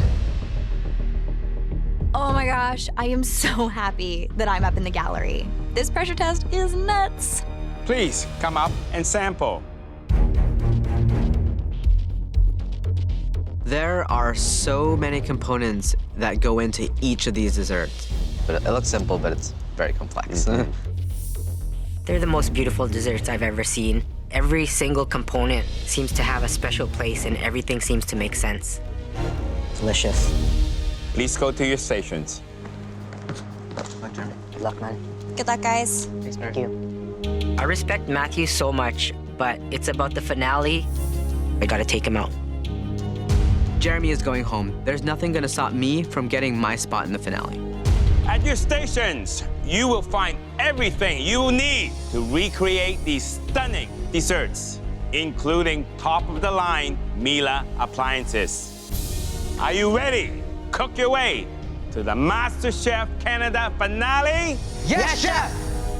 Your 90 minutes starts now! Go, guys. It's 25 components that has to be baked, cooled, cooked. I certainly would not like to do this in 90 minutes. I think a professional pastry chef would struggle to do this. I'm gonna be working super intense today, as fast as I can, and just get everything on the go. I wanna compete against Mary so bad in the finale. I'm pretty good at replication, so I think I got this one. I want that chef code so badly. My food dream is right here and it's right in front of me, and now I have to prove myself. I'm gonna cook like my life depends on it. Jeremy knows how much I want this, so Jeremy should watch out. I think if it comes to speed, then that's what's gonna set me apart from Matthew. Nice, Jeremy. It's been 5 minutes and Jeremy has like 3 things done. So fast. It kind of scares me about the finale because if Jeremy's cooking next to me, I better speed it up. So right now, they both seem to be working on their choux pastry. Jeremy's already got his piped out in the silicone mold. And don't forget the coconut sablé, because that has to be put right on top of the choux pastry. And then as it bakes, it melts over the top, forming a beautiful looking crust to it. It's almost like a crunchy glaze. Matthew tends to get a little flustered when the pressure is on, and that could be his weakness here. Could this be a case of the tortoise and the hare? It could quite easily be that. Be just a little bit behind in his timing. Jeremy is fast, and speed is important, but execution matters a lot more. Hey, Chef. How you doing? Doing pretty good. I got my choux in the oven. I'm doing multiple things at once because I know that I need a lot of time to plate. I'm just gonna go around and check out your oven. Sure. Uh-oh. What happened in here? Look at that. Your sablé is actually slid off of your choux pastry. Yeah, it has. But not all of them. One of them is safe, right in the middle. Is that luck or is that skill? That's luck. Now, one there is gonna save me. I did as many as possible so I wouldn't run into that problem. Luckily, I did that. Well, that was a smart move. Always have a backup. Always, always, Chef. All right, good luck. Thank you. 30 minutes! You have 30 minutes left! You're making a dough such as the matcha pie crust. And the key is to get it the perfect thickness so that when you line that mold, that pastry is even thickness all the way around. It's like building a swimming pool. It's got to be completely even to hold that water in. My lemon curd is just not mixing well together. I have to put this lemon curd in the blender to make it nice, smooth, and silky. Matthew and Jeremy have taken two different approaches when it comes to the curd for the matcha tart. Jeremy, he's cooled his down, so therefore it's thickened up to the perfect consistency, whereas Matthew decided to fill his whilst his was still warm, very liquidy.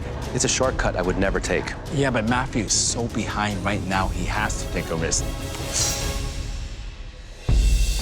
Hey there, Matthew.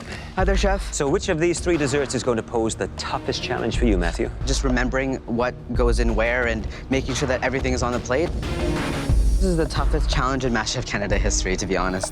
I think you could be right. And on that point, I should let you get your head organized and keep up the great work. Thank you, Chef. They're both cutting the grapefruit croutons for the chocolate ganache. You can see that Matthew's cutting his very slow and carefully. Matthew's got the delicate touch when it comes to working with pastries. Jeremy, on the other hand, whilst he's got speed, he can be a little bit clumsy and clunky at times. Okay, you babies get crispy, man. Get crispy. Now he's piping his lime mousse filling into the choux pastry. There will be a moment of truth when we cut into that choux pastry, because the middle needs to be fully packed with that wonderful mousse. Lime zest. I'm not sure if I have enough lime in the mousse. I just don't know. 5 minutes left. Matthew started plating his first dessert. I don't think Jeremy has started plating anything yet. What else do I need? The only time I'm gonna slow down is when I need to gather my thoughts for plating. This pressure test is all about details. The margin of error is 0. I got all my components done. Now it just has to look good. Tarragon, cilantro. Matthew is actually pulling ahead. This is a classic tortoise and hare. Geez, Matthew. Matthew's plating from the beginning has been just ridiculously out of everyone's league. It's so amazing to have watched, but it's also terrifying. Ooh. 1 minute, you have 1 minute left. This is unbelievable. They look so beautiful. It's do or die. It's either me or Jeremy goes home, and I don't want to go home. This pressure on me is making me cook at my best right now. 10, 9, 8, 7, 6, 5, 4, 3, 2, 1. Hands up. Man. Oh.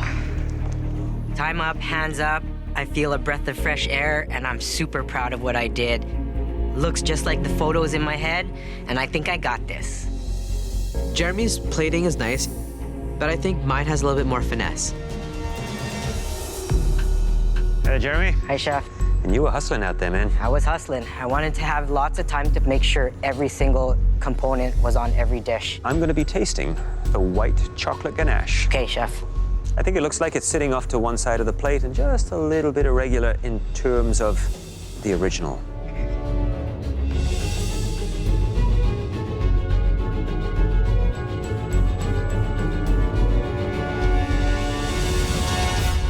The white chocolate ganache,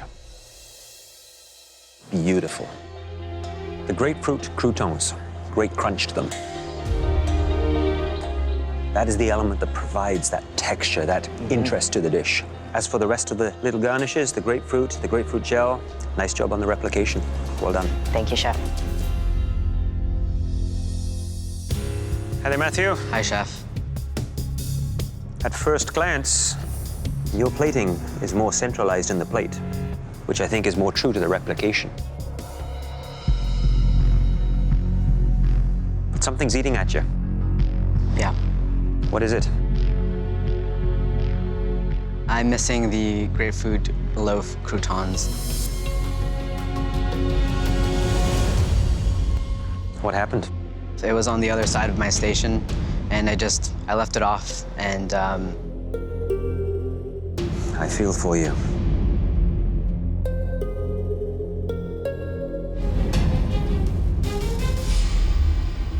Is that ever light? Sweetness, sour, beautiful ice cream, nice quenelle, the dusting of the peppercorn. It is a shame about those croutons, because that adds the crisp, that contrast. I know. But other than that, I'd say every other component is pretty flawless. Thank you, chef. Thank you.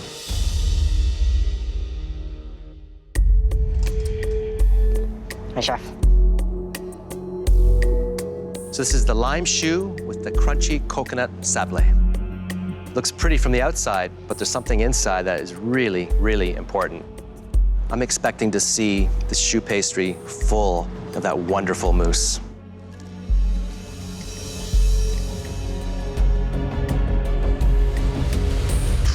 Man, hot damn.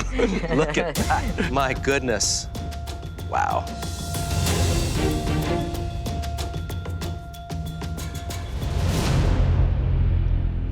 What happened to the lime flavor? It's not in there, chef.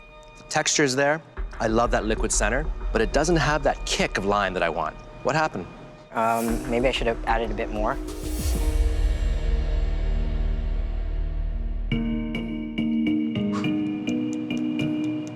Nice crust. You can hear that?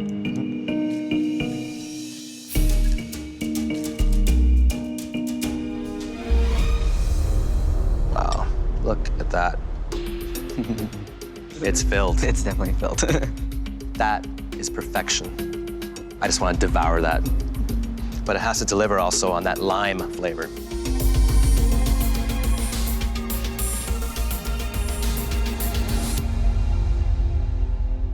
You delivered. Thank goodness. That lime is so punchy and so big and so bold. You know, Matthew, these dishes have to be beautiful, but they have to taste equally as good. And it did on this plate. You nailed it. Thank you. Thank you, chef. I am so impressed with what these guys have put out in this cook. It is honestly neck and neck. This is the most complicated of all three. Let me check. Well, you got the gold leaf, you got the sesame snaps, you got the meringue, you got the fresh blackberries, and of course, the tart. So when I cut into this, it's not gonna look like a broken egg, is it? No, chef.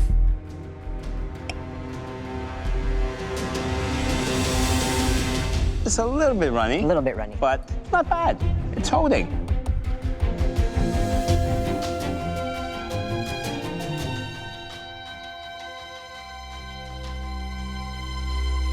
I tell you, beautiful replication, perfect balance of tart and sweet.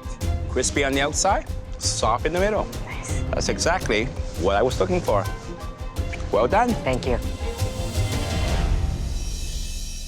Matthew. Hi, Chef. Let me check. You got the finger lime, you got the meringue, you have the gold flakes, you have the fresh blackberries, and you have the sesame snaps, the matcha tart, of course. So when I cut this, should it hold? It should hold. Well, let me check.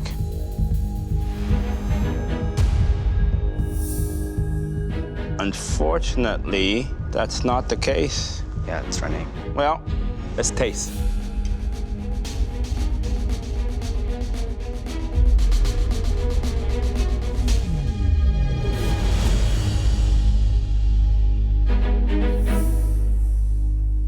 It tastes good. The tart and the sweet, the balance, perfect. Taste is king, and you got it right. Thank you, Chef. We've tasted all your desserts, and now we have a very important decision to make. Wow, it was astonishing they got so much done in 90 minutes. To be eliminated so close to the finale would be heartbreaking. There's errors here and there. In terms of appearance, it was almost perfect. I'm so close to changing my life. I'm not ready to go home. Not yet. It's come down to the finest detail. Matthew and Jeremy, you are both extremely gifted home cooks. And tonight, you both prove that by recreating 3 stunningly difficult desserts. However, only one of you can advance to the MasterChef Canada finale.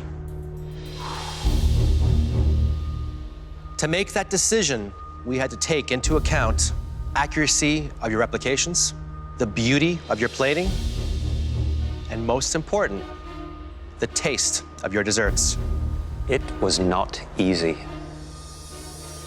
But one of you had a slight edge when it came to presentation and flavor. The home cook that made the best desserts and would face off against Mary in the MasterChef Canada finale is...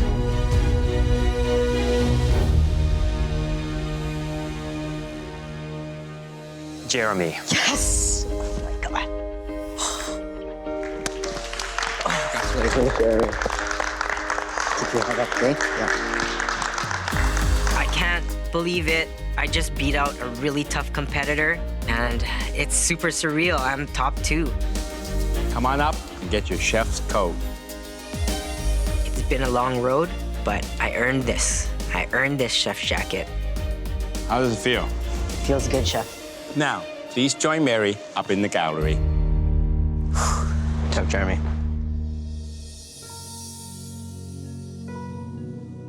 Matthew, this is not the outcome that you'd hoped for tonight.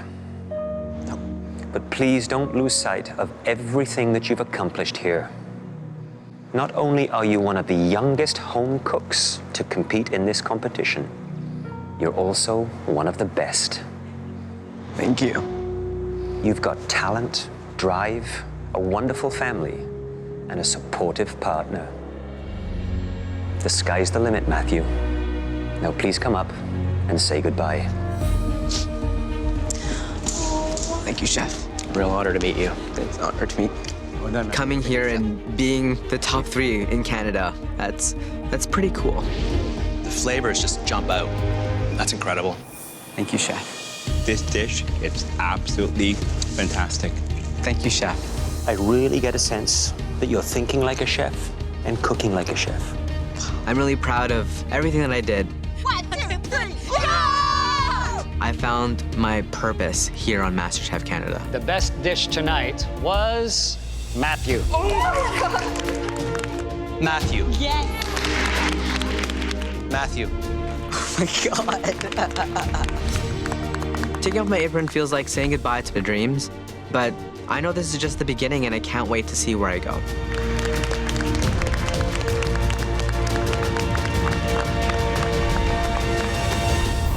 Next time, it's Mary versus Jeremy in the biggest culinary showdown this country has ever seen. The MasterChef Canada finale. With $100,000 and the title at stake. I'm a fighter, and I'm gonna win it all. Don't let this smile fool you, because I'm gonna win this. Canada's new Master Chef is...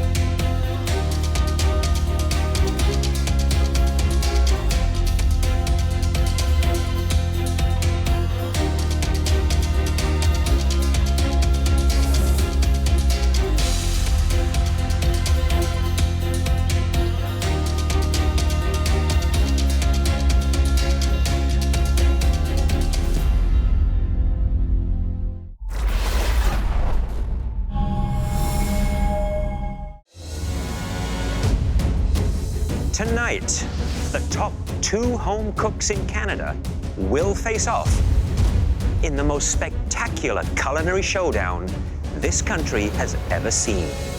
You're watching the MasterChef Canada finale. The MasterChef dream is powerful. And after a nationwide search, 40 finalists came to Toronto to pursue it. My dream's coming true. I'm actually here doing this. But only the best earned a coveted white apron. You guys better watch out.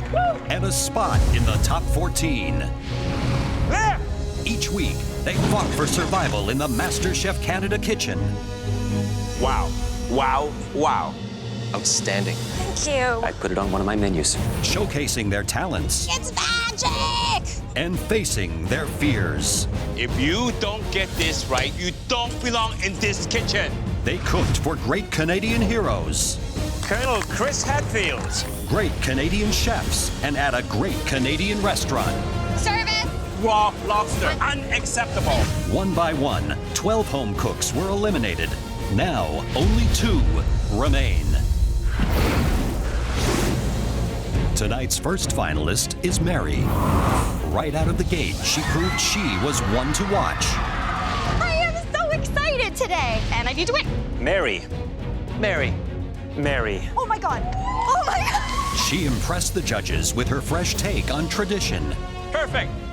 It is absolutely delicious. Oh my God. You're cooking with the mind of a chef. Mary, you did it again. Thank you so much. Her Achilles heel was her perfectionism You could say that I'm a bit of a control freak sometimes. and the anxiety it caused her. Oops. Woo. Here we go. Fire.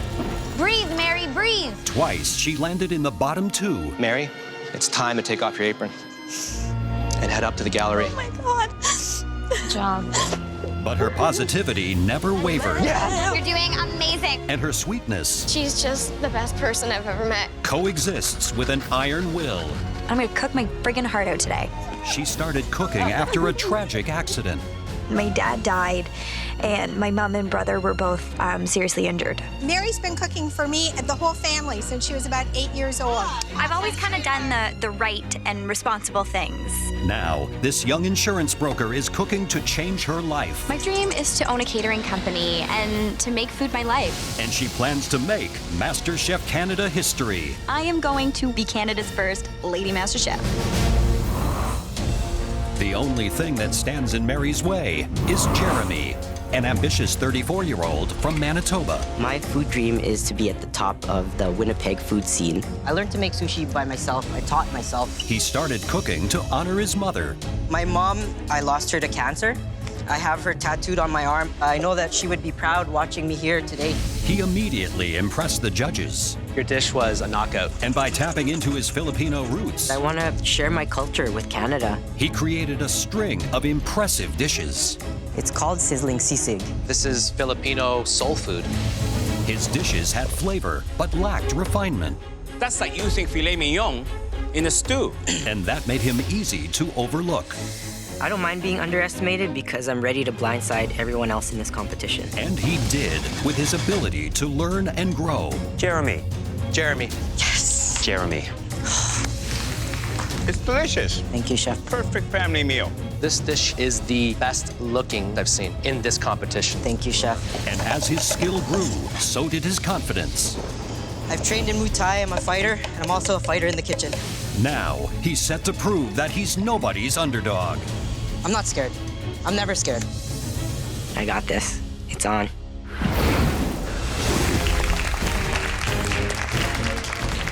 Congratulations, Mary and Jeremy. Over the last 14 weeks, you've survived every demanding challenge that we've thrown at you.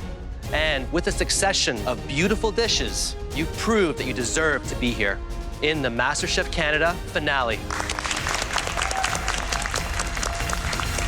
Who here is on Team Mary tonight? And Team Jeremy? Matthew, you know these two better than anyone here. What do you think they're bringing to the competition tonight? Their styles are very different. Jeremy, he's the fastest person in this kitchen. And Mary, from the get-go, she started out strong and just keeps on getting better and better. So this is gonna be an epic battle tonight. Dr. Shawn, in the golden pants, are you surprised to see these two going for gold tonight? I'm not surprised at all. I know that we are in for one hell of a show today. I cannot wait. You've both sacrificed a great deal to be here tonight. You've left your loved ones back home to pursue your dreams. Mary, here for you tonight is your mother Myra, your aunt Joni, brother Michael, and your boyfriend Aaron. Jeremy, all the way from Winnipeg, your sister Jennifer, your brother-in-law Nanette, and your nieces Gianna and Sophia. Jennifer, Jeremy learned to cook while your mother was sick as a way to keep her memory alive. How would she feel seeing what Jeremy has achieved here? She would be beyond proud. Very, very proud. Having my family here is just gonna boost my morale. Who would have thought I would make it to the end, and now I just gotta win. Myra, Mary has drawn on great memories of her father here. How do you think he'd feel to see what she's accomplished in this kitchen?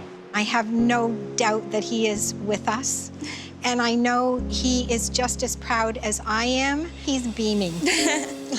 My dad thought I would do something great. And I finally feel like I've done that. It's really nice. Families, thank you for coming.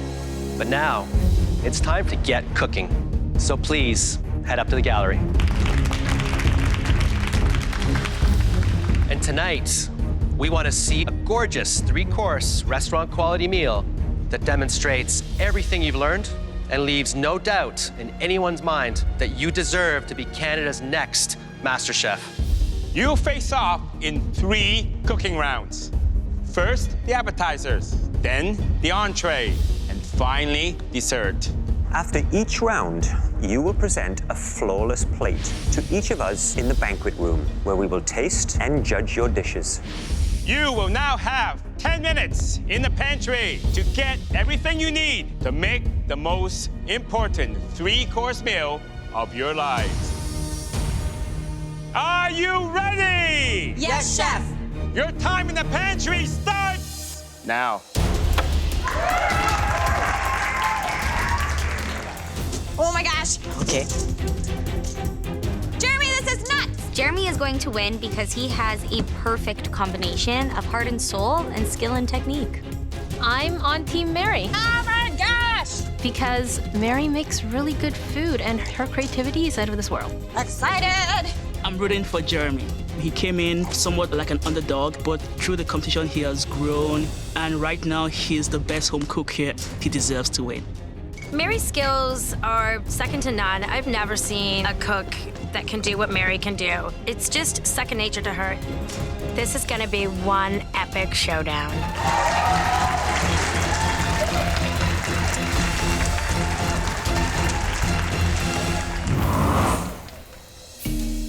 Mary, tell us what you'll be making. I'm gonna do a golden beet borscht and some beet cured trout. Jeremy, what will you be making for us? I'm gonna be making a bison tataki, uni cream, and fresh uni for garnish. You will now have 45 minutes to transform those great ideas into beautiful appetizers. Throughout this competition, Jeremy and I have worked so well together, but now we are in the finale against each other, and I need to beat him. I feel like Mary's peaked, and I feel like I've just started to rise. Are you ready? Yes, Chef. Your time starts now! Come on, Mary. There it is, Jeremy. Let's go, buddy. These two home cooks have different strengths and different weaknesses. Jeremy is an absolute speed demon in the kitchen. Mary is a little bit slower, tends to get a little bit flustered, but she comes on really, really strong when it comes to plating and those finishing techniques. Beautiful technique, Mary.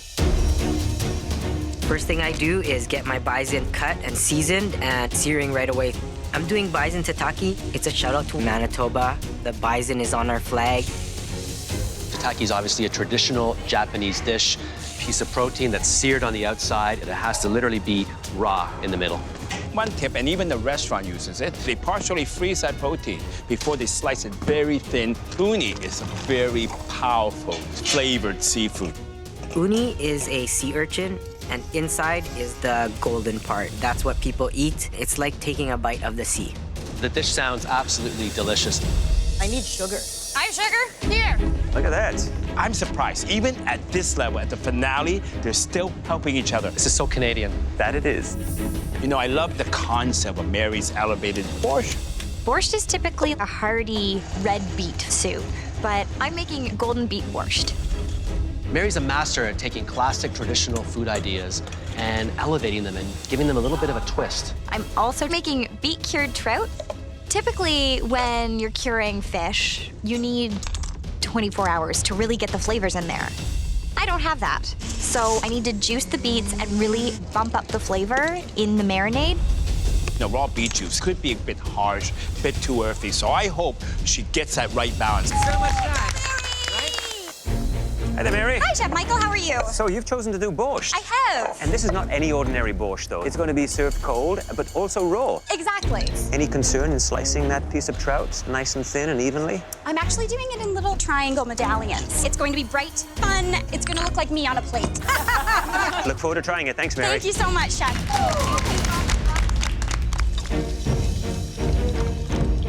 Jeremy, how you feeling? I'm feeling good. I got most of my components on the go. This is gonna open last minute. Fresh unis. Fresh live sea urchin. Those are beautiful. So where are you at with your bison right now? My bison is already seared and it's chilling, so it gets a bit stiff so I can make nice, thin slices of it. This right here, Chef, is one of my favorite sauces to make. I love tataki sauce. Taste it.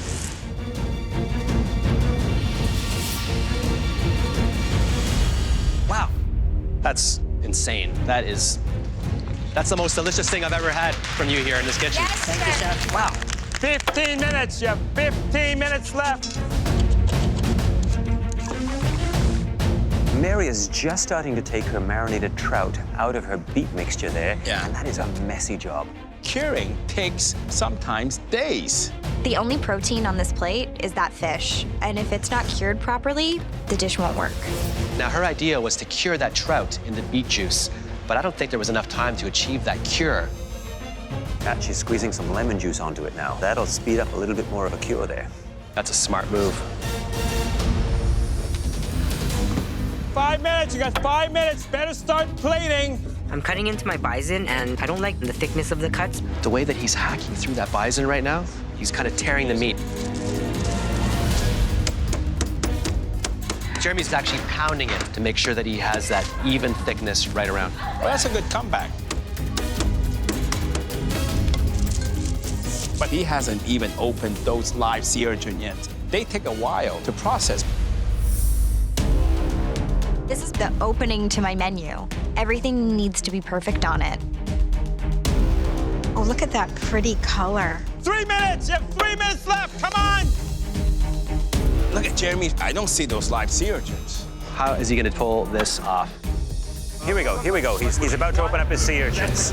Wow. 1 minute! You have 1 minute left! Come on! Let's hustle, let's go! 10, 9, 8, 7, 6, 5, 4, 3, 2, 1. Hands up!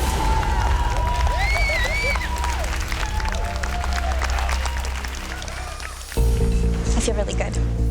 It's exactly how I wanted it to look. The fish is nice and pink, and it tastes beety. I'm really, really happy. I love how it's plated. I'm gonna win this appetizer round because of my flavors. Mary and Jeremy, please follow us into the banquet room with your dishes.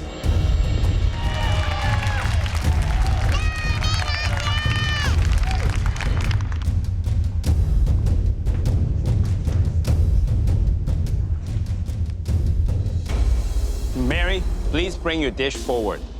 This tasting is so different than any I've done before. First off, there's a table. The judges are sitting in front of me. This is super terrifying and legit. I did a take on borscht. There's little pillows of a horseradish goat cheese, beet cured trout, and caraway breadcrumb. I suggest we all dig in.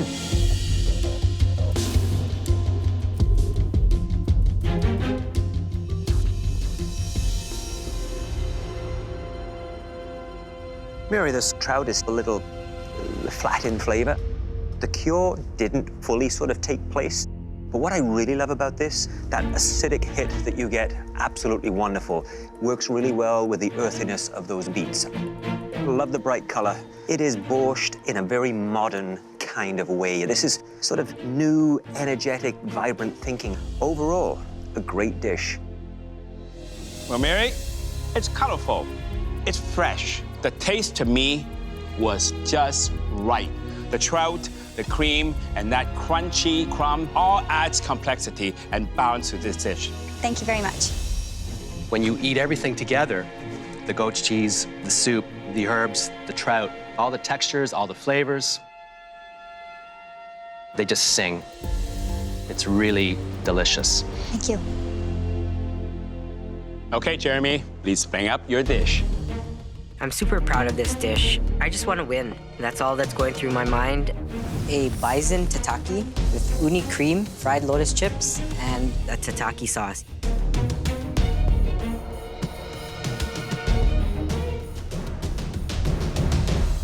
Jeremy, the meat could be a little bit more unified in the way you cut it. You know, one of the pieces here is very thin. This one's a little bit thicker. My advice to you is take that large piece of bison, cut it into quarters. They chill faster, and when you cut them, they're very easy to cut, opposed to having one large piece. But other than that, the thought process behind this dish is really that of a very accomplished chef. Complex, delightful. It's really fantastic. Thank you. Jeremy, there are so many things on this dish, textures and taste that you discover as you start eating. The creaminess of the uni, that adds that wonderful backbone of rich flavor to that bison. These are wonderful flavors that come together beautifully on a plate like this. Thank you. Jeremy, this is by far your most creative dish. The combinations, the complexity, the texture, it's like Asia meets Manitoba. Thank you, Chef. Now we need a few moments to discuss in private. Please head back to the kitchen and prepare for round 2. Thank you. Wow, I was blown away by both their dishes. They had flaws here and there. With all things considered, it's even Steven. Which one would you line up for, though, Michael? Mary's dish or Jeremy's dish? I'd line up with Jeremy's dish. Really? You know, when you tried all of Mary's components together in one spoon, it was absolutely delicious. Jeremy's flavors were really solid. They were interesting, unique, lots of great texture. The whole dish won me over. You know, I just cannot make up my mind. If they cook like this, I can't wait till the next 2 dishes. The score right now in my mind is 1-0 for me. I really don't know who took this. I just need to bring my game, and I'm ready. Mary and Jeremy, you both served as show-stopping appetizers. But there are 2 more dishes to go. Jeremy, what will you be making for your entree? I'm gonna be doing my take on a sushi boat. So, Mary, how do you plan to compete with that? I'm going old school. I'm gonna do my take on surf and turf. You have just 1 hour and 15 minutes to cook us the best entree that either of you have ever cooked in your lives. Are you ready? Yes, Chef. Show us what you got, starting now! You were seeing both Jeremy and Mary cooking with a lot of heart and soul, but the dishes are complete polar opposites. One is modern Asian, and the other dish is very old school, very homey. I don't eat meat, so surf and turf, it's definitely a risk. But I came here to take risks and win MasterChef Canada. Jeremy is taking 4 sushi-inspired dishes. He's got a lot of things to pull together there. Now, Jeremy's sushi boat has to be elevated. It can't be sushi that you get in a kiosk at a shopping mall. This has to be sushi that we've never seen before anywhere. I'm making sushi because sushi got me my apron, so I'm thinking sushi's gonna get me the title. Hi there, Jeremy. Hey, chef. So tell me what you're doing right now with the papaya. This is the traditional way to make papaya salad. So you cut into it down to close to where the seeds are at, and then you take a slicer and you do this. That's the way that it's traditionally made in Southeast Asia. That's amazing. And then you get all these little Wispy uneven strands. cuts. Yeah. How are you planning to tie all of these 4 dishes together so they make the feeling of a one complete entree dish? They all have soy, ginger, and wasabi. They all play on those elements. Sounds like you've got a lot to get done. I'll leave you to it. Thanks so much, Jeremy.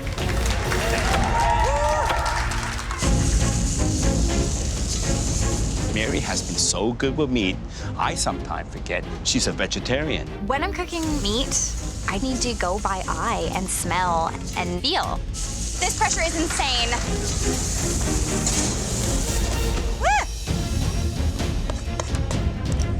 When it comes to sushi rice in Japan, it is sacred. It is served at room temperature. I make my sushi rice, and it has to get cold, so I put it in the blast chiller. He didn't have to put it in the blast freezer. He had plenty of time. Put a cloth over it and let it cool. Sometimes you put it in the blast freezer, the rice gets dry and hard. As I'm shucking the oysters, I am so full of adrenaline right now that holding the oyster knife is nearly impossible. Mary is struggling with those oysters big time. In the pandemonium, I realized that I didn't take my beef out of the oven. That meat has continued to cook. Mary's looking frazzled at those steaks. I don't think she's happy. I'm really nervous that I've accidentally overcooked my meat. I am panicking. I'm really nervous that I've accidentally overcooked my meat. That is a big and bad mistake. That doesn't look like medium rare to me. You don't know it until we cut into it. It's going to be the moment of truth. 10 minutes! You have 10 minutes left! The rice, Jeremy. I leave my rice in the blast chiller too long. The rice froze a little. Now I gotta figure out how I'm gonna save this rice. His rice is frozen into one solid sheet. And now he's trying to defrost it in the oven. The sushi rice is no good, then your dish is no good. I have so many things on the go. Have you ever seen Mary's station in such a state of disarray? Look at it. I need to put the best thing I can on that plate. Time is not at all my friend in this cook. Jeremy is going to put the new spin on 4 sushi-inspired dishes. Jeremy is really running around. Look at the sweat coming from his face. He's got the speed, but where he sometimes lets himself down is the finesse and running out of time in terms of plating. 1 minute left, last minute. Get those finishing touches on your plate now.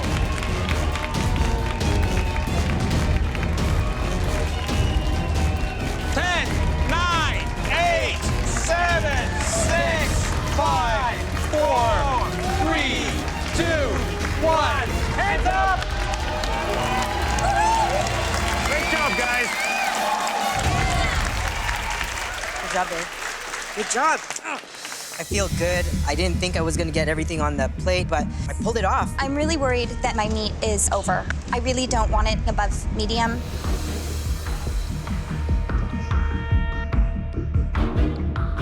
Jeremy, please bring up your dish.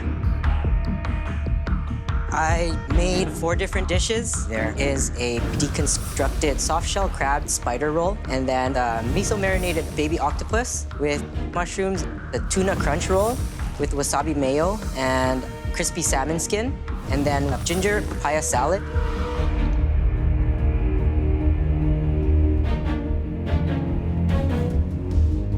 Well, you know, Jeremy, I was a little bit worried about the rice because you had it in the blast chiller and you had it in the oven. But you know something? The rice, to me, was perfect. I eat sushi in some of the best restaurants in Asia. This is restaurant quality. Just absolutely creative and delicious. Thank you, Chef. Jeremy, this is a feast for one's eyes. And I know that you have been challenged at times with plating. You'd never know that looking at these 4 dishes. The tuna roll, very clean, very well executed. The soft shell crab, cooked beautiful and crisp.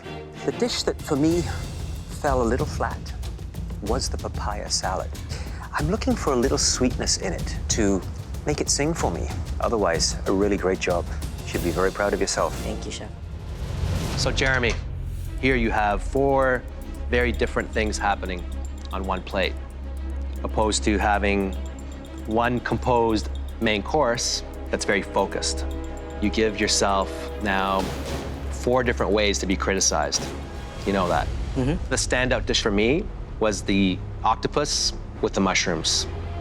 You could have just served one dish, and it could have been that dish right there. That's my advice to you is focus. You need to focus more. But overall, very ambitious and very delicious. Thank you, Chef. Mary, please bring yours up. So this is my take on surf and turf. It's a seared beef tenderloin with fried oysters and an arugula and sea asparagus pesto. It's a beautifully composed plate on every level, but I know right now you're absolutely agonizing, wondering what is happening inside of this piece of meat here. I am just cringing, waiting to see the center.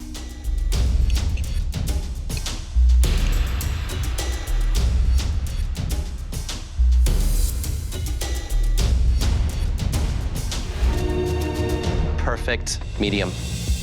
All right, let's dig in.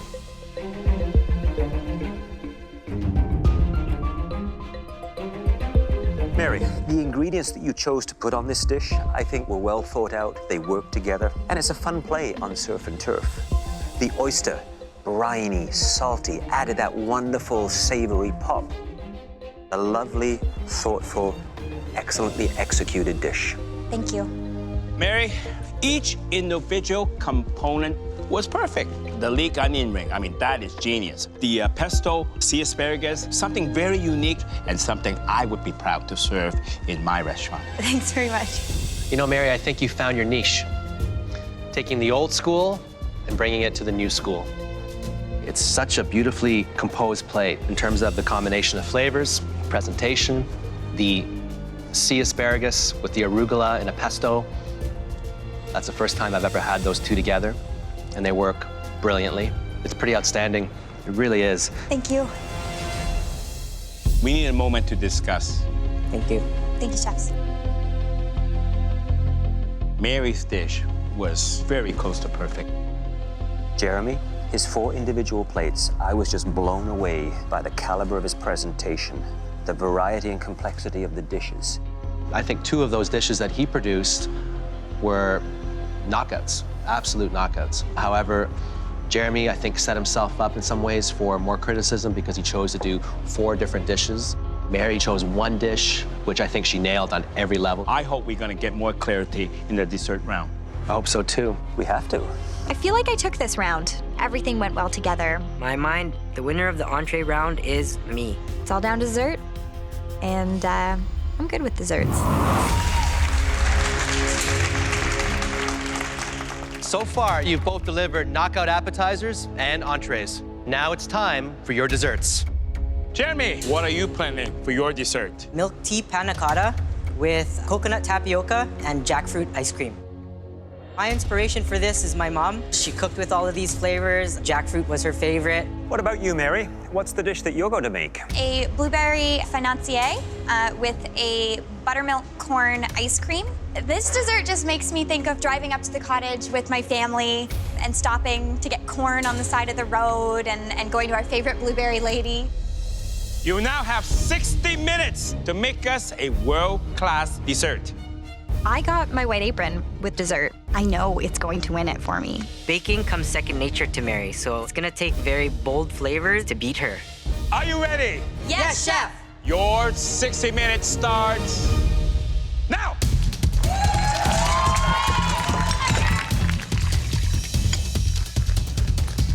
Right now I'm working on my financier, getting the dry ingredients all ready. It's like a pound cake. It's a little bit lighter. There's egg whites that are folded into it. She's pairing that with blueberries, and a corn ice cream. I think this sounds actually very intelligent. Corn and blueberries just kind of make sense to me. They both grow at similar times, so Mother Nature wants them to be eaten together. Jeremy, on the other hand, he's doing something that I think sounds really quite adventurous. I'm making a milk tea panna cotta and a jackfruit ice cream. Panna cotta. It essentially means cooked cream, so you have to warm up your cream base, flavor it, add gelatine to the warm panna cotta mixture. You then need to strain it, and then it has to set and chill. Jeremy. Hi, Chef. Do you feel like the underdog in the dessert competition? I've always felt like the underdog, especially when it came to baking, but more so now that I'm going up against Mary. This is beautiful. Look at that. Fresh jackfruit. You are really cooking with the Philippines in mind and your mother in mind. Yes, Incredible. all these flavors, every single component on this dish reminds me of her. Good luck. Thank you. Mary, Hello. how you doing? Are you feeling confident? I am feeling confident. I'm confident with my flavors. It's gonna be tasty and different. How do you feel about what Jeremy's doing? His dessert sounds incredible. It does sound incredible, and it's a lot of flavors I've never worked with before. He has a beautiful, beautiful palette. I'm gonna have to run to the blast chiller, I'm sorry. Don't drop it. I'm worried about this. She's got to get here fast. That's going to burn. Are you concerned about this at all? No, this is actually doing exactly what I wanted to do. Okay, good. You had me worried for a second. This is just cream with a bit of sugar and salt, and I'm cooking the heck out of it. Except brown butter crumb to go under my ice cream. It's really tasty, trust me. How close do you think this competition is right now? Super close. Super close. Like, super close. And I am feeling it. I'm going to let you focus on your dessert. Thank you.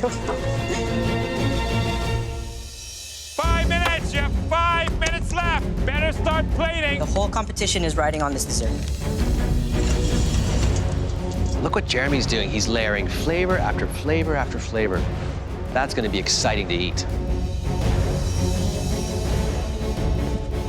Running to get the ice cream.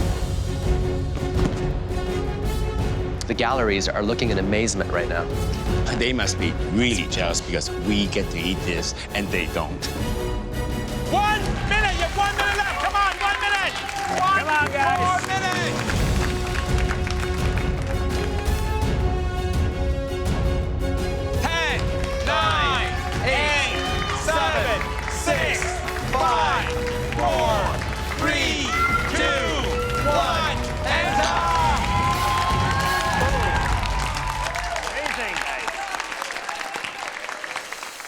I am so happy with my final dish.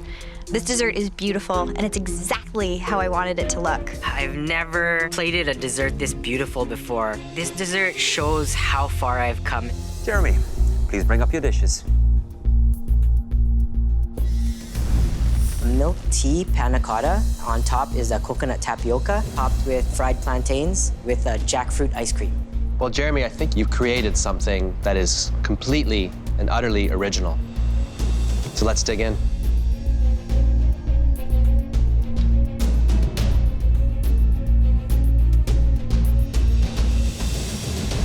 You know, Jeremy, all that different textures coming together, you know, to me, that is genius.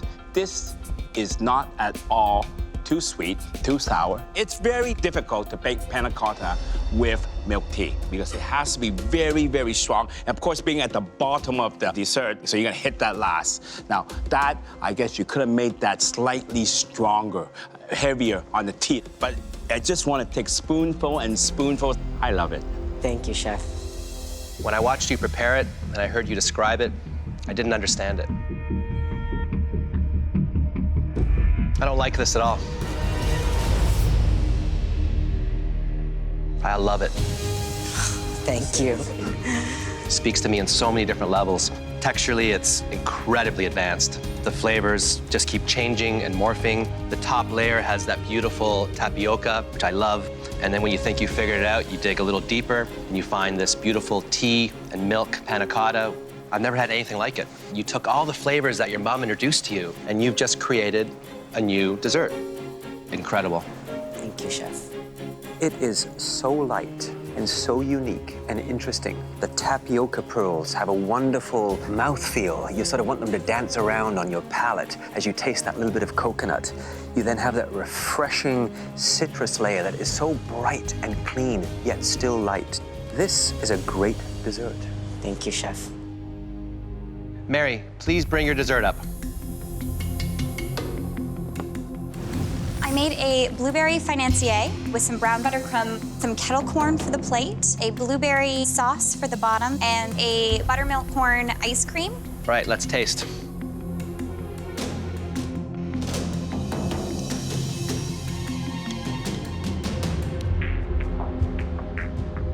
You know, Mary, the sophistication, really appeals to the professional side of me. But that popcorn, I want to dive in like a kid. All the flavors, they all come together. I can taste the corn, I can taste the maple syrup, the crunchiness, the different textures. So everything in this plate works. Thank you so much, Chef. Mary, this is truly a lovely little dessert. The actual cake itself has a sort of a humble quality to it, but with your presentation, you've been able to elevate it. The financier cake has a little bit of a lemony touch to it. It has a little bit of that cornmeal, which adds a nice little texture crunch to it. Beautiful blueberries in there. Wonderful, absolutely wonderful. Thank you.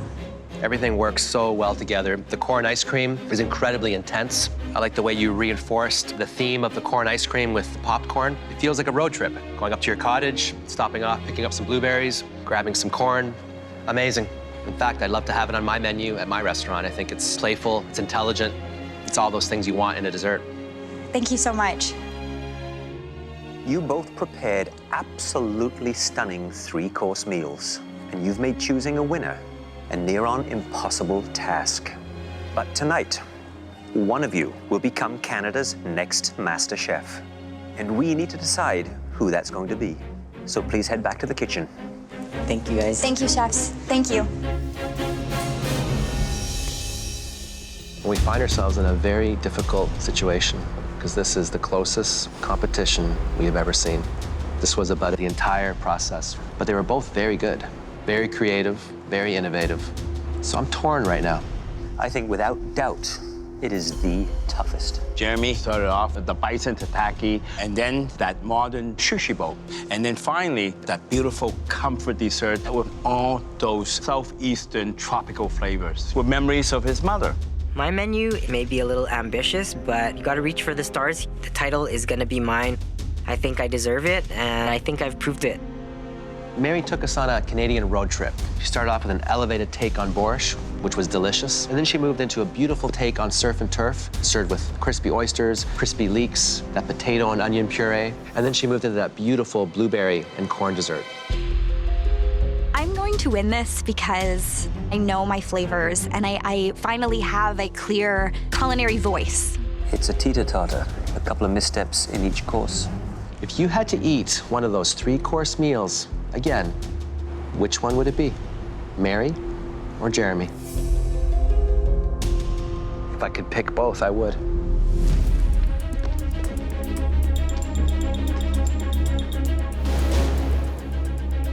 Mary and Jeremy, you both made a decision to follow your culinary dreams. And those dreams led you here to the MasterChef Canada kitchen. Week after week, you braved some of the most punishing challenges that we've ever seen in this competition. But the two of you survived. In fact, you flourished, growing by leaps and bounds with each challenge, and presenting us with the finest dishes we've seen in the history of MasterChef Canada. You have now reached a level of skill and artistry that has earned you a place on this stage. Please come up and change places with us. Winning today would be just the beginning. The MasterChef Canada title would change my whole life. I want this so badly. Winning this would be so amazing. Tonight, you both took us on a flavor journey that honored your cultural backgrounds and your families. Every course demonstrated that both of you cook with skill and heart. The three of us struggled to reach a consensus. Unfortunately, only one of you could win $100,000, this trophy, and the life-changing MasterChef Canada title. We agreed that one home cook created a menu that was slightly more cohesive and satisfying. This year's winner and Canada's new Master Chef is...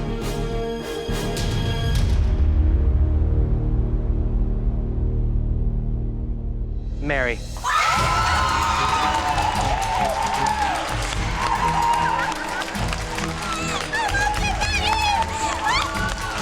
Congratulations. Did it. That's a wonderful job. Every good emotion that anyone in the world has ever felt is me right now.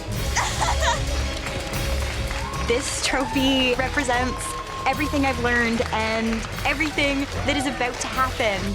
I'm the first lady MasterChef Canada. Yes, it's me. Mary really deserves it. I'm happy for her. I made it this far, and I'm still really proud of what I did. Being second ain't so bad. Oh my God. I know my dad is watching me, and I know that he's here with me. And I know he's proud.